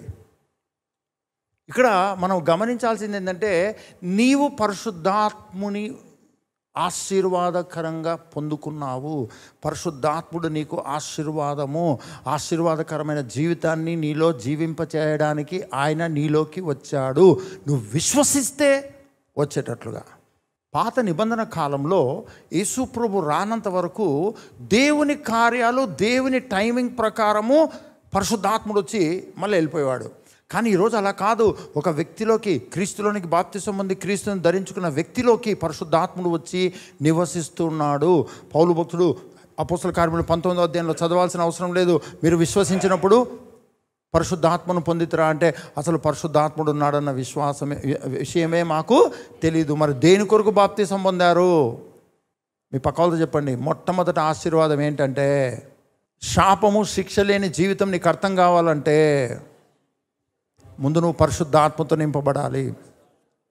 ఆ పరిశుద్ధాత్ముడు నమ్మితే ఆయనతో నింపబడతావు. అంత ఈజీ. ఇంకా పేతురు మాట్లాడుతుండగానే పరిశుద్ధాత్ముడు వారి మీదకి దిగాను. అపోస్తలులు చేతులుంచినప్పుడు పరిశుద్ధాత్ముడు దిగాను. భాగం నుంచి నీ క్రైస్తవ జీవితంలో మ్యాండేటరీ ఏదండి, ఆజ్ఞ. 10 ఆజ్ఞలు కాదు, 2 ఆజ్ఞలు కాదు. పరిశుద్ధాత్మతో నింపబడడం అనేది క్రైస్తవ జీవితంలో ఇప్పుడు ఆజ్ఞ.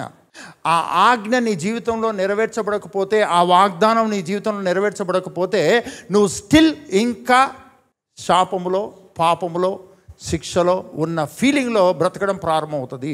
ఎందుకంటే పరిశుద్ధాత్ముడు నీ ద్వారా ఆయన పని చేయువాడుగా ఉన్నాడు. అందరూ చెప్పండి, నన్ను బలపరచువాని యందు. నన్ను నేను బలపరచుకోవడం కాదు, ఆ జీవితం అంతా శాపమే. నన్ను బలపరుచుకొని బలమైన కార్యాలు చేసి బలమైన శాపానికి గురయ్యానండి. కానీ నన్ను బలపరచువాని యందే ఇప్పుడు నేను సమస్తమును చేయగలను. ఆ బలపరచువాడు ఎవరు అంటే పరిశుద్ధాత్ముడు.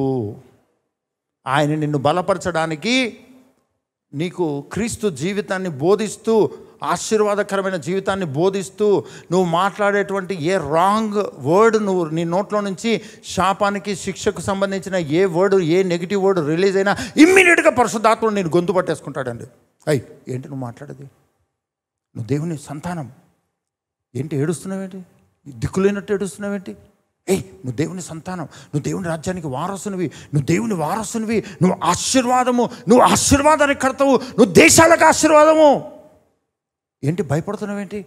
నీకు ఇవ్వబడిన ఆత్మ పిరికితనము గల ఆత్మని ఇవ్వలేదు దేవుడు, శక్తియు ప్రేమయు ఇంద్రియ నిగ్రహము గల ఆత్మనిచ్చాడు. ఏంటి దుఃఖపడుతున్నావేంటి? దుఃఖంలో కంటిన్యూ అవుతున్నావేంటి? అసలు ఏ రాజ్యానికి నువ్వు వారసునివి? ఆ రాజ్యం ఏంటో తెలుసా? నీతి సమాధానము, ఇదిగో నా యందలి ఆనందము, ఇదిగో తీసుకో ఆనందం. ఇవన్నీ ఎవరో బోధిస్తే నీకు అర్థం కాదు, పరిశుద్ధాత్ముడు బోధించాలండి. ఎందుకో తెలుసా అండి? కొరింథీయులకు రాసిన మొదటి పత్రిక 12వ అధ్యాయము 7వ వచనంలో అందరి ప్రయోజనం కొరకు ప్రతి ఒక్కరికి ఆత్మ ప్రత్యక్షత అనుగ్రహించబడింది. గట్టిగా హల్లెలూయా చెప్దామండి. వచ్చే వారము కంటిన్యూ చేసుకుందాం. ఈరోజు నువ్వు సెటిల్ అవ్వాల్సినది, నువ్వు సెటిల్ అవ్వాల్సినటువంటి ట్రూత్, నిన్ను నువ్వు సెటిల్ చేసుకోవాల్సినటువంటి జ్ఞానము, క్రైస్తవ జ్ఞానం ఏంటి అంటే, శాపం అనేది నా మీద నుంచి, నా కుటుంబం నుంచి ఎత్తివేయబడింది. భార్యగా నా భర్త ఎట్లనో అని ఆలోచించాల్సిన పని లేదు. భర్తగా నా భార్య ఎలానో అని నువ్వు ఆలోచించాల్సిన పని లేదు. నీ జీవితంలో నుంచి శాపగ్రస్తమైనది తీసివేయబడింది. ఒకవేళ శాపగ్రస్తమైన దానికి నువ్వు అవకాశం ఇచ్చింటే అది పర్మనెంట్ కాదు, పర్మనెంట్గా నీ జీవితంలో ఉండదు, అది పర్మనెంట్గా సాతాను మీదనే ఉంటుంది. నువ్వెక్కడ అపవాదికి అవకాశం ఇస్తున్నావో చెక్ చేసుకో. దేవునితో నీకు ప్రాబ్లం లేదు, దేవుడు ఆశీర్వదించేశాడు నిన్ను. నీ ప్రాబ్లం అంతా ఏంటంటే, శాపగ్రస్తుడైన వాడితో ఎక్కడో స్నేహం చేసావు, శాపగ్రస్తమైన దాంతో ఎక్కడో నువ్వు కనెక్ట్ అవుతున్నావు. దాన్ని రికగ్నైజ్ చేయి, దాన్ని కనిపెట్టుకో. దేన్ని చేయడం వలన నేను సాతాను సంబంధమైన క్రియలు నా జీవితంలో మరలా శాపంగా పనిచేస్తున్నాయి, అక్కడ కనుక్కొని దాంతో నువ్వు యేసయ్యా నన్ను క్షమించు, నీ రక్తంలో నన్ను కడుగు, మరలా శాపగ్రస్తమైన దానికి నేను అవకాశం ఇచ్చాను, నువ్వు తీసేసి ఉన్నావు, కానీ సాతానుకి నేను అవకాశం ఇవ్వడం ద్వారా శాపగ్రస్తమైన స్థితిని అనుభవిస్తున్నాను, నన్ను క్షమించి నీ రక్తంలో కడుగు. సాతానుతో చెప్పు, సాతానా, ఈ క్రియ చేయడం వలన ఇది నీకు సంబంధించినది, దీనివలన నేను శాపమును నీలాగే అనుభవిస్తున్నాను, ఇదిగో ఇలా చేసి నేను నా మీద నీకు ఇచ్చిన అధికారాన్ని విరగొడుతూ ఉన్నా, సాతానా పో, నీతో నాకు సంబంధం లేదు అని నీ అంతకు నువ్వే చెప్పడం నేర్చుకో. అప్పుడు శాపం అన్నది నీ జీవితంలో ఉండకుండా పారిపోయేటట్టుగా చేసిన వాడు యేసు ప్రభువు. నీకు సంబంధించిందే కాదు, నువ్వు క్రీస్తు సంబంధివి, నువ్వు ఆశీర్వాద సంబంధివి, నువ్వు పరిశుద్ధాత్ముని సంబంధివి. నువ్వు నింపబడాల్సింది దుఃఖంతో, వేదనతో, వ్యాధితో, రోగంతో, ఇంకొకటి దాంతో కాదు. నువ్వు నింపబడాల్సింది పరిశుద్ధాత్మనితో. నువ్వు విశ్వసిస్తే ఆయన సన్నిధితో నింపబడగలిగిన ఆశీర్వాదంలో నీవు ఉన్నావు. అంత మాత్రమే కాదు, నువ్వు అబ్రహాము యొక్క 100% ఆశీర్వాదానికి నువ్వు పాత్రునివి. అబ్రహామును దేవుడు తరతరాలకు, ఇప్పుడున్న తరం కాదండి, తరతరాలకు ఆశీర్వాదంగా పెట్టాడు. ఇంత ఆశీర్వాదకరమైన జీవితం నీకు అర్థం కావడానికి నీకు ఒక బోధకుడు లోపల ఉన్నాడు. ఆ బోధకుడు నిన్ను ఆదరించి బోధించువాడు. టీచింగ్ చేసే వాళ్ళకు సైకాలజీ ఒక సబ్జెక్ట్ ఉంటుందండి. డాక్టర్స్కి ఉన్నట్టుగా టీచింగ్ చేసే వాళ్ళకు ఒక సబ్జెక్ట్ ఉంటుంది. అలానే నీలో ఉన్న పరిశుద్ధాత్మునికి నీ సైకాలజీ అంతా తెలుసండి. అందుకనే అటువలే ఆత్మయు మన బలహీనతను చూసి మనకు సహాయం చేస్తున్నాడని బైబిల్ చెప్తుంది. నీ సైకాలజీ అంతా తెలుసు. నువ్వు రాత్రి ఎలా ఉంటావు, పగలు ఎలా ఉంటావు, దుఃఖం వస్తే ఎలా ఉంటావు, నీ పర్సు నిండా డబ్బులు ఉంటే ఎలా ఉంటావు, డబ్బులు లేకపోతే ఎలా ఉంటావు, నీ సైకాలజీ మొత్తం తెలుసండి. అందుకని ఆయన నిన్ను ట్రాన్స్ఫార్మ్ చేస్తాడు. నువ్వు పరిస్థితులకు తగినట్టు రెస్పాండ్ అయ్యే వ్యక్తిగా కాదు, నువ్వు క్రీస్తునందలి జీవితానికి రెస్పాండ్ అయ్యే జీవితాన్ని నీకు పరిశుద్ధాత్మ నేర్పిస్తాడు. గట్టిగా హల్లెలూయా చెప్దామని. నీవు నీ జీవితం మీద, నీ కుటుంబం మీద, నీ పనుల మీద, నువ్వు చేసే పనుల మీద శాపగ్రస్తమైనది సక్సెస్ అవ్వకుండా చేస్తుందంటే 2 థింగ్స్ను నువ్వు కరెక్ట్ చేసుకోవాలి. 2 ఏరియాస్లో నిన్ను పరీక్ష చేసుకోవాలి. అదేంటంటే, నీకు తెలిసి తెలియక అపవాదికి నువ్వు ఎక్కడైనా అవకాశం ఇస్తున్నావా? అది నీకు అర్థం కాకపోతే హోలీ స్పిరిట్ నీకు అర్థం చేయిస్తాడు.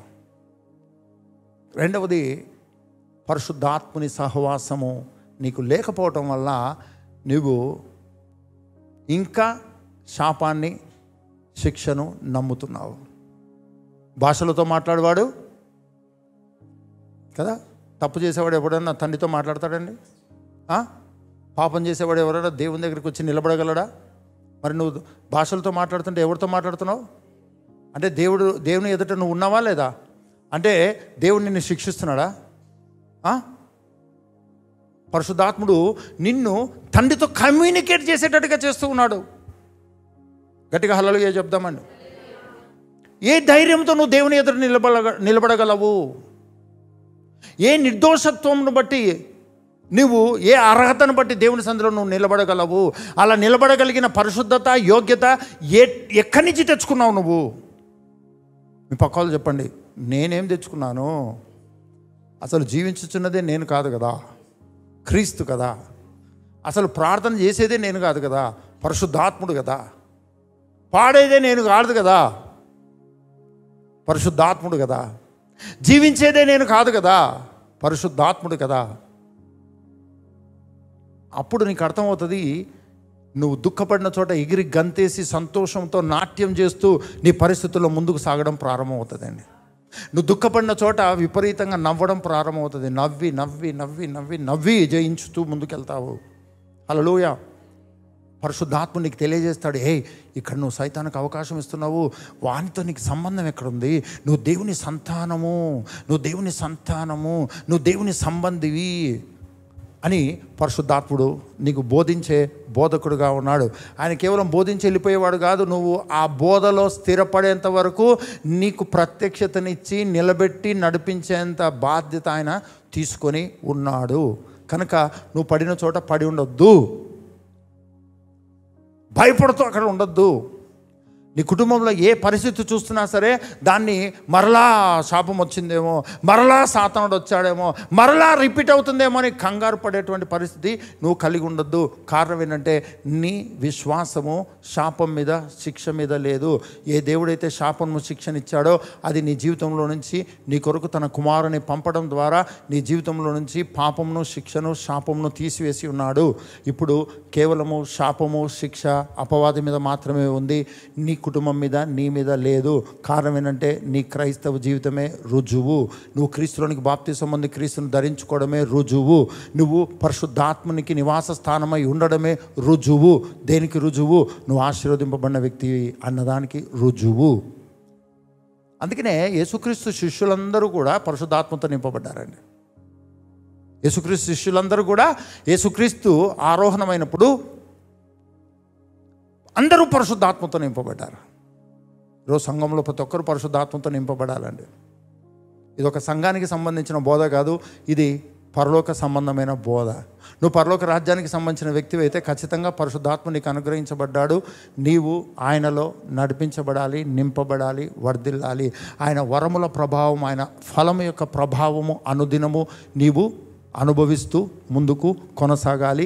అదే నీ జీవితంలో అసాధారణమైన ఆశీర్వాదాలను రిలీజ్ చేస్తుంది. మీ పక్కవాళ్ళు చెప్పండి, మేబీ నువ్వు గొర్రెలు కాస్తున్నావేమో,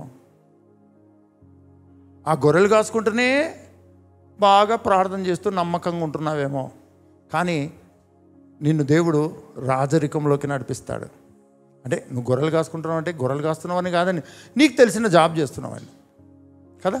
ఒక వ్యక్తి డాక్టర్ చదివారు, గవర్నమెంట్ జాబ్ డాక్టర్గా వచ్చింది. ఒక వ్యక్తి ఇంజనీరింగ్ చదివాడు, గవర్నమెంట్ ఇంజనీర్ అయ్యాడు. ఇంతవరకు మనకు తెలుసు, ఎందుకంటే ఇంజనీరింగ్ చేసాం. కానీ నువ్వు ఊహించని స్థాయి, ఊహించని పొజిషన్ నీ కొరకు దేవుడు ఏర్పాటు చేశాడు. అందులోకి నువ్వు ఎలా రాగలవు? పరిశుద్ధాత్ముడు నిన్ను రైజ్ చేస్తాడు. మీ పక్కవాళ్ళు చెప్పండి, నీకు తెలిసిన దాంతో నువ్వు జీవించు. పరిశుద్ధాత్మ నీకు తెలిసిన దాంతో నువ్వు జీవించడం ప్రారంభిస్తే నువ్వు తలగా ఉంచబడతావు. నువ్వు తోకగా ఉండవు, తలగా ఉంచబడతావు. హల్లెలూయా. నీ కుటుంబంలో కానీ, నీ భర్తలో కానీ, నీ పిల్లల్లో కానీ, నీలో కానీ శాపగ్రస్తమైన దాన్ని నమ్మొద్దు. నీ తల్లిదండ్రుల నుంచి వచ్చిన శాపాన్ని నమ్మొద్దు, ఇంకొకరి నుంచి వచ్చిన శాపాన్ని నమ్మొద్దు. యేసు ప్రభు దాన్ని తీసివేయడం ద్వారానే నీకు క్రైస్తవ జీవితము అనుగ్రహించబడింది. కళ్ళు మూసుకుందాం. నీ కుటుంబ పరిస్థితి నీకు తెలుసు, నీ పరిస్థితి నీకు తెలుసు, నువ్వు చేస్తున్న పనులు నీకు తెలుసు. పదే పదే పదే నీకు శాపము అన్నది, శిక్ష అన్నది పదే పదే గుర్తొస్తుంది. అదే పరిస్థితులు నా కుటుంబంలో ఉన్నాయి అని నువ్వు నమ్ముతున్నటువంటి నమ్మకం కలిగి ఉంటే అది నిజమైన నమ్మకము కాదు. నువ్వు నమ్మితే దేవుని మహిమను చూస్తావు అని బైబిల్ గ్రంథం చెప్తుంది. నువ్వు అసత్యమైన దాన్ని నువ్వు నమ్మితే ఆ అసత్యమైన దాని మహిమను నువ్వు చూస్తావు. నువ్వు సత్యమైన దాన్ని నమ్మితే సత్యమైన దాని మహిమను చూస్తావు. ఈ మధ్యాహ్న కాల సమయంలో నీ కుటుంబము, యేసుక్రీస్తుని నమ్మిన నీ కుటుంబము ఆశీర్వదింపబడిన కుటుంబము. నీ కుటుంబము క్రీస్తునందు బహుగా దీవించబడిన కుటుంబం. దేవుడే రోషముతో నీ కొరకు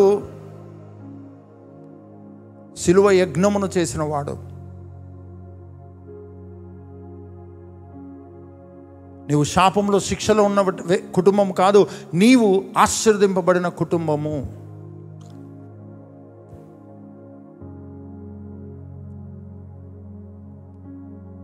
దేశాలకు ఆశీర్వాదకరమైన ఆశీర్వాదం నువ్వు కలిగి ఉన్నావు.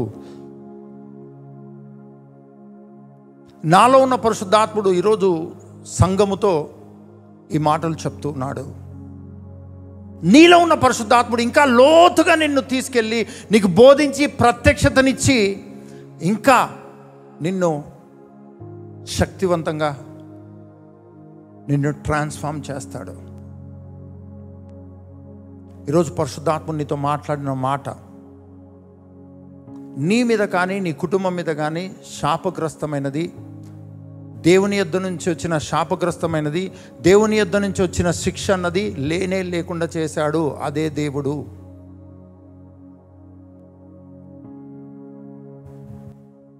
ఏ శాపగ్రస్తమైనది నీకు కనపడినా, ఏ ఫెయిల్యూర్ నీకు కనపడినా, ఏ విధమైనటువంటి అపవాది సంబంధమైనది నీకు కనపడినా నువ్వు దాన్ని నమ్మడానికి లేదు. ఎందుకంటే దాన్ని నమ్మడానికి నువ్వు దాని సంబంధిగా నువ్వు ఒకప్పుడు ఉన్నావేమో, నీ తరాలు ఉన్నాయేమో, కానీ ఇప్పుడు లేవు.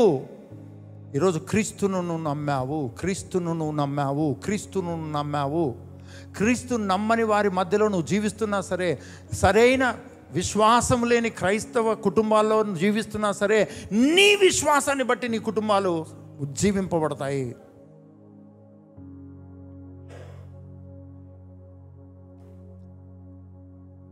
ఈరోజు మొదలుకొని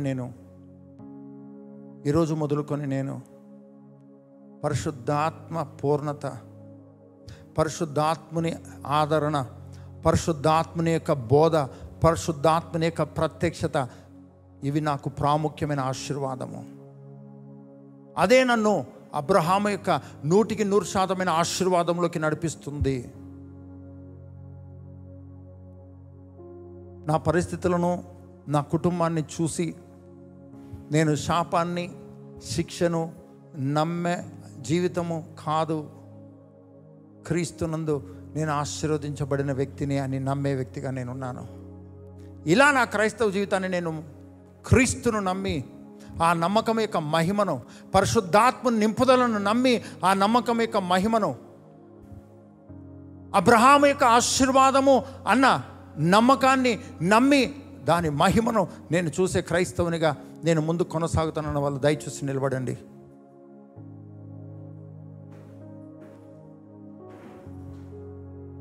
నా బలమంతా నీవేనయ్యా, నా బలమంతా నీవేనయ్యా, యేసు రాజా బలమంతా నీవేనయ్యా,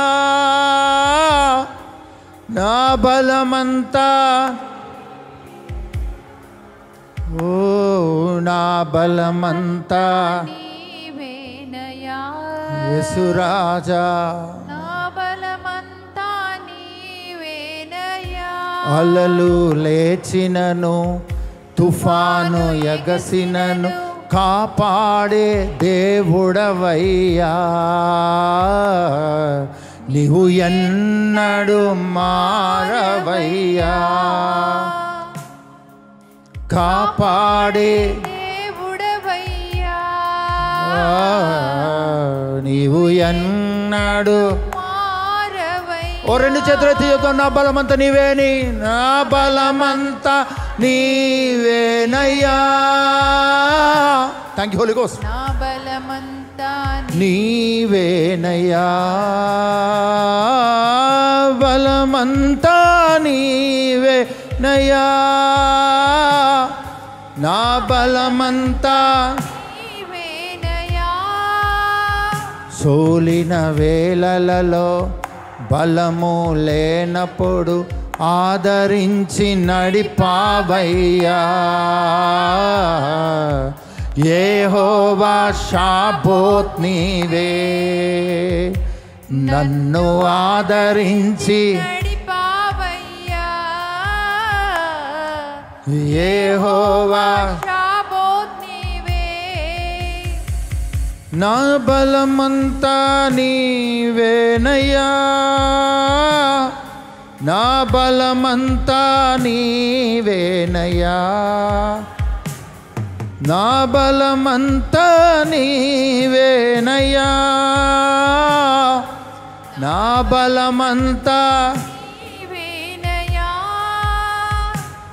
నా బలమంతా నీవేనయ్యా, రాబా మామా సెదరలా బాబా బాబా నీవేనయ్యా, పాడదాం. నా బలమంతా నీవేనయ్యా, నా బలమంతా నీవేనయ్యా. అందరూ చెప్తాం. తండ్రి చెప్పండి. తండ్రి ఆదాము అవ్వ మీద శాపము శిక్ష మీ యొద్ద నుంచి వచ్చింది. మీ యొద్ద నుంచి వచ్చిన కుమారుడు ఆ శాపాన్ని శిక్షను ఆదాము అవ్వ సంతానం మీద, అంటే ఈరోజున్న మా మీద ఆ శాపము శిక్ష లేకుండానట్లు మీ యొద్ద నుంచి వచ్చిన కుమారుడు ఆ శాపమును శిక్షను అనుభవించాడు. మీరు మమ్మల్ని చూసినప్పుడు మీ కుమారుని యందు విశ్వాసం ఉంచిన మమ్మల్ని చూసినప్పుడు మీ యొద్ద నుంచి మాకు ఏ విధమైన కోపము, ఏ విధమైన శాపము, ఏ విధమైన శిక్ష మళ్ళా వేయాలనే ఆలోచన మీరు కలిగి లేకుండా ఉన్నారు. మీ యొద్ద నుండి మీ కుమారుని బట్టి, మీ కుమారుని లోనికి, మీ కుమారుని ధరించుకోవడం ద్వారా, బాప్తిస్మము ద్వారా మీ యొద్ద నుంచి వచ్చిన ఆశీర్వాదమునకు మేము కర్తలము ఉన్నట్లు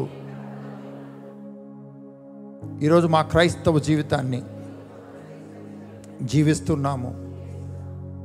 కానీ తండ్రి, మీ ఆత్మ నింపుదల, మీ ఆత్మ నడిపింపు సరిగా లేని కారణము చేత మాకు తెలిసి మాకు తెలియకుండా శాపగ్రస్తుడైన అపవాది, శిక్షకు అర్హుడైన అపవాది సంబంధమైన ఆలోచనలు, మాటలు, జీవన విధానము, నడిచే క్రియలు, చేసే క్రియలు సాతానునికి అనుకూలంగా చేయటము ద్వారా సాతాను సంబంధమైనవి మా జీవితంలో మీరు ఇవ్వకపోయినా వాని ప్రభావానికి గురై వానికి అవకాశం ఇవ్వడం ద్వారా మేము నష్టాన్ని అనుభవించాము. దయచేసి క్షమించండి, మీ రక్తంలో కడగండి. చెప్పండి. సైతానా, శాపగ్రస్తుడా, శిక్షకు గురైన వాడా, నీ సంబంధమైన మాటలు, నీ సంబంధమైన ప్రవర్తన, నీ సంబంధమైన నడవడిక, నీ సంబంధమైన ఆశలు కలిగి నా మీద నీకు ఇచ్చిన అధికారాన్ని యేసు రక్త నామములో నా కుటుంబస్తులు నీకు ఇచ్చిన అధికారాన్ని యేసు రక్త నామంలో నేను విరగొడుతూ ఉన్నాను. సాతానా, నేను క్రీస్తు సంబంధిని, ఆశీర్వాద సంబంధిని, కానీ నీ సంబంధిని కాదు. ఏ వాటిని నా జీవితంలో నీవి కలిగి ఇంతవరకు కొనసాగానో ఈ క్షణము నుంచి సాతానా నీవు నీ వాటిని నీ ప్రభావాలను కంప్లీట్గా నా నుంచి, నా కుటుంబం నుంచి, నా పరిస్థితుల్లో నుంచి కంప్లీట్గా తీసుకొని వెళ్ళమని ఆజ్ఞాపిస్తున్నాను యేసు రక్త నామములో. ఈ క్షణమందే నా కుటుంబంలోని మనుషుల ఆలోచనలలో, భావోద్రేకాల్లో, పనులలో, ఆర్థిక పరిస్థితుల్లో, ఆరోగ్య పరిస్థితుల్లో, రిలేషన్షిప్స్లో, ఎక్కడెక్కడ ఏ ఏ విధానాల్లో ఇంతవరకు పనిచేసిన ఈ క్షణమే కంప్లీట్గా నీవు నీ వాటిని తీసుకొని వెళ్ళమని ఆజ్ఞాపిస్తున్నాను యేసు రక్త నామంలో. యేసు రక్త నామంలో, యేసు రక్త నామంలో. వ్యాధి అనే రూపము, రోగమన్న రూపము, మృతమన్న రూపము, అప్పు అన్న రూపము, పాపమన్న రూపము, శిక్ష అన్న రూపము, దరిద్రత, ఓటమి, ఫలించలేని స్థితి, ఈ అపవాది సంబంధమైనవన్నీ నా జీవితంలో, నా కుటుంబస్తుల జీవితంలో, నా పరిస్థితులన్నింటిలో నుంచి డిసపర్ అయిపోనుగాక యేసు రక్త నామంలో. యేసు రక్త నామంలో. పరిశుద్ధాత్ముడా, నన్ను, నా కుటుంబాన్ని మీ మహిమ సన్నిధితో ఇప్పుడే కమ్ముకోండి. ఇప్పుడే నింపబడదుముగాక, ఇప్పుడే నింపబడదుముగాక, ఇప్పుడే నింపబడదుముగాక. అబ్రహాము యొక్క 100% ఆశీర్వాదము ఇప్పుడే నన్ను, నా కుటుంబాన్ని, ప్రతి పరిస్థితిని కమ్ముకొనుగాక యేసు రక్త నామంలో.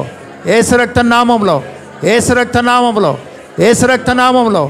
ఈ క్షణమందే పరిశుద్ధాత్మ సన్నిధి నన్ను, నా కుటుంబాన్ని నింపునుగాక, నింపునుగాక, నింపునుగాక, నింపునుగాక. ఆశీర్వాద దీవెనలు నన్ను, నా కుటుంబాన్ని నింపునుగాక, నింపబడి ఉండునుగాక, నింపబడి ఉండునుగాక, నింపబడి ఉండునుగాక యేసుక్రీస్తు నామములో, యేసుక్రీస్తు నామములో, యేసుక్రీస్తు నామములో, యేసుక్రీస్తు నామములో. చప్పలు కూడా యేసుకి మహిమ చెల్లిద్దాం. పరిశుద్ధాత్మనికి మహిమ చెల్లిద్దాం. తండ్రికి మహిమ చెల్లిద్దాం. అన్ని భాషలు మాట్లాడేవారు అన్ని భాషలు మాట్లాడండి. నింపబడండి, నింపబడండి, నింపబడండి. నోరు తెరవండి, నోరు తెరవండి, నోరు తెరవండి, నోరు తెరవండి, నోరు తెరవండి, నోరు తెరవండి. నీ నోరు బాగా తెరువు, నా మాటలు నింపుతా అన్నాడు. రా బిల్లా బా తూ రోబా షబాబా బాబా. నింపబడదురుగాక పరిశుద్ధాత్మతో, సన్నిధితో, శక్తితో, ఆత్మ వరముల ప్రభావము, ఆత్మ ఫలం యొక్క ప్రభావంతో నింపబడదురుగాక, నింపబడదురుగాక. ఆశీర్వాద దీవెనలు, ఆశీర్వాద దీవెనలు, సమృద్ధైన ఆశీర్వాదము ప్రతి ఏరియాలో నింపబడునుగాక, రిలీజ్ అవునుగాక. ఎముకల్లో రిలీజ్ అవునుగాక. తల నుంచి అరికాలు వరకు నా అవయవాల్లో, స్కిన్ టు బోన్ మ్యారోలో జీవము, సమృద్ధి జీవము కమ్ముకొనుగాక ఇప్పుడే, కమ్ముకొనుగాక ఇప్పుడే. మా బా తా బా కా షా టా డా లా బా. ఇప్పుడే ఇప్పుడే ఇప్పుడే ఇప్పుడే వ్యాధి, రోగము, దానికి సంబంధించిన కణాలు, bacteria, virus disappear in Jesus name, healed in Jesus name. ఆరోగ్యము కలుగునుగాక, స్వస్థత కలుగునుగాక, జయము కలుగునుగాక, సమృద్ధి కలుగునుగాక, వర్ధిల్లుదురుగాక. ఆశీర్వాదకరమైన ఆలోచనలు, ఆశీర్వాదకరమైన మనుషుల సహాయము, ఆశీర్వాదకరమైనటువంటి అధికారుల సహాయము, గవర్నమెంట్ యొక్క సహాయము, ఇరుగు పొరుగు వారు, బంధుమిత్రుల సహాయం రిలీజ్ అవునుగాక, రిలీజ్ అవునుగాక. ఏది సహకరించాలో ఇప్పుడే సహకరించడానికి సిద్ధపడునుగాక, సిద్ధపడునుగాక, సిద్ధపడునుగాక, సిద్ధపడునుగాక, సిద్ధపడునుగాక. ఏ మనుషుల వల్ల నష్టపోయారో మనుషుల వల్లనే దీవించబడుదురుగాక. ఏ పనులు చేసి నష్టపోయారో తిరిగి శ్రేష్టమైనవి పని చేయడం ప్రారంభించి ఇమ్మీడియట్గా బ్లెస్ అవుదురుగాక, బ్లెస్ అవుదురుగాక, బ్లెస్ అవుదురుగాక, బ్లెస్ అవుదురుగాక. రేఖ అన్ని భాషలు మాట్లాడదాం, మాట్లాడదాం. ఒక 2 నిమిషాలు మాట్లాడదాం, మాట్లాడదాం, మాట్లాడదాం, మాట్లాడదాం. ఇప్పుడే కాదు, ఈ చర్చకు వస్తున్న నీవు పరిశుద్ధాత్మతో నింపబడి అన్ని భాషలు మాట్లాడడం అనేది నీకు ఒక అలవాటు అవ్వాలి, అదే జీవితం అవ్వాలి. అబ్జోనో బాంది రలా కబా మా కురుండిన మా క్లైంతమేనమో శబద్దిరేఖన బిన్నొందురేణకి బాందరమైన దీరకొనొదరబో సదద. ప్రతి విధమైన భయాలు, ప్రతి విధమైన గాయాలు, హృదయంతరంగాలు ఉన్న గాయాలు ఇప్పుడే హీల్ అవును గాక. దుఃఖం అనే కాడి, అప్పనే కాడి బ్రేక్ అయిపోను గాక. వ్యాధి అనే కాడి బ్రేక్ అయిపోను గాక. ఇప్పుడే నవ్వు పుట్టును గాక.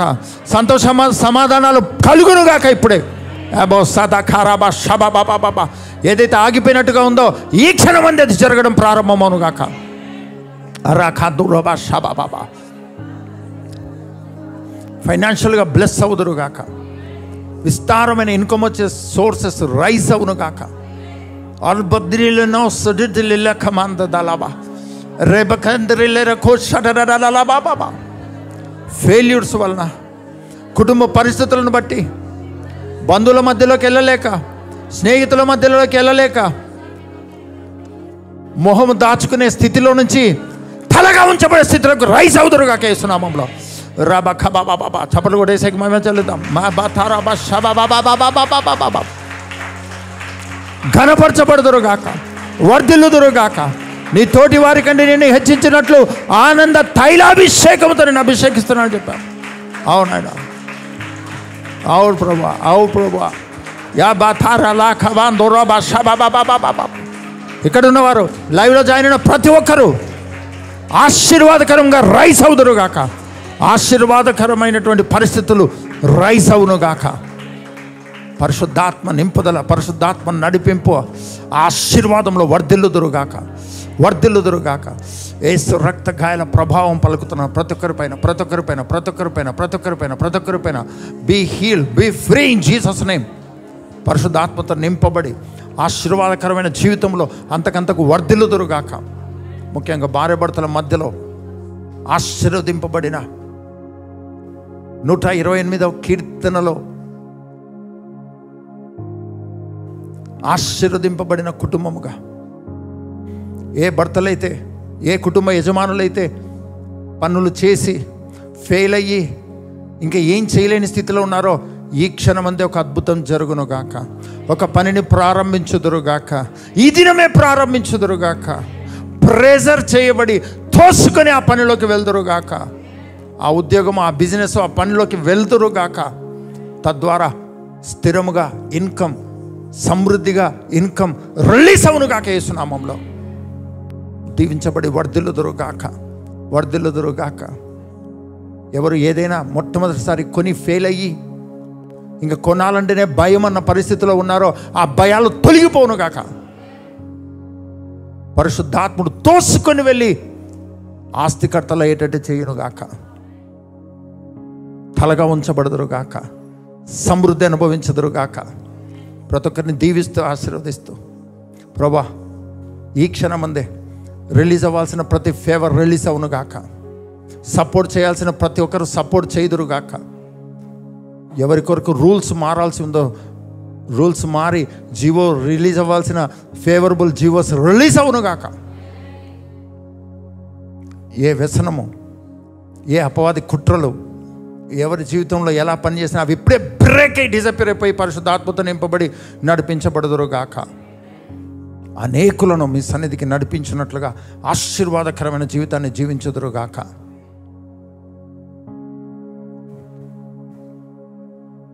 అప్పు అన్న స్థితిలో నుంచి అప్పిచ్చే స్థితిలోకి రైజ్ అవుదురుగాక. ఆస్తికర్తలు అవుదురుగాక. విధపడిన వాక్యం 100 ఫలింపు చేయండి. వీరు తీసుకున్న నిర్ణయంలో ఇంకా లోతుగా పరిశుద్ధాత్మను మీరు బోధించి అనుదినము బలపరిచి శక్తివంతంగా కట్టి నడిపించమని మీ రక్త గాయాల ప్రభావాన్ని పలుకుతూ వీరు ఇక్కడ ఉంటుండగానే వీరి కుటుంబాల్లో జరగాల్సిన అద్భుతాలు జరుగునుగాక. యేసు నామమున అడుగుచున్నాం తండ్రి.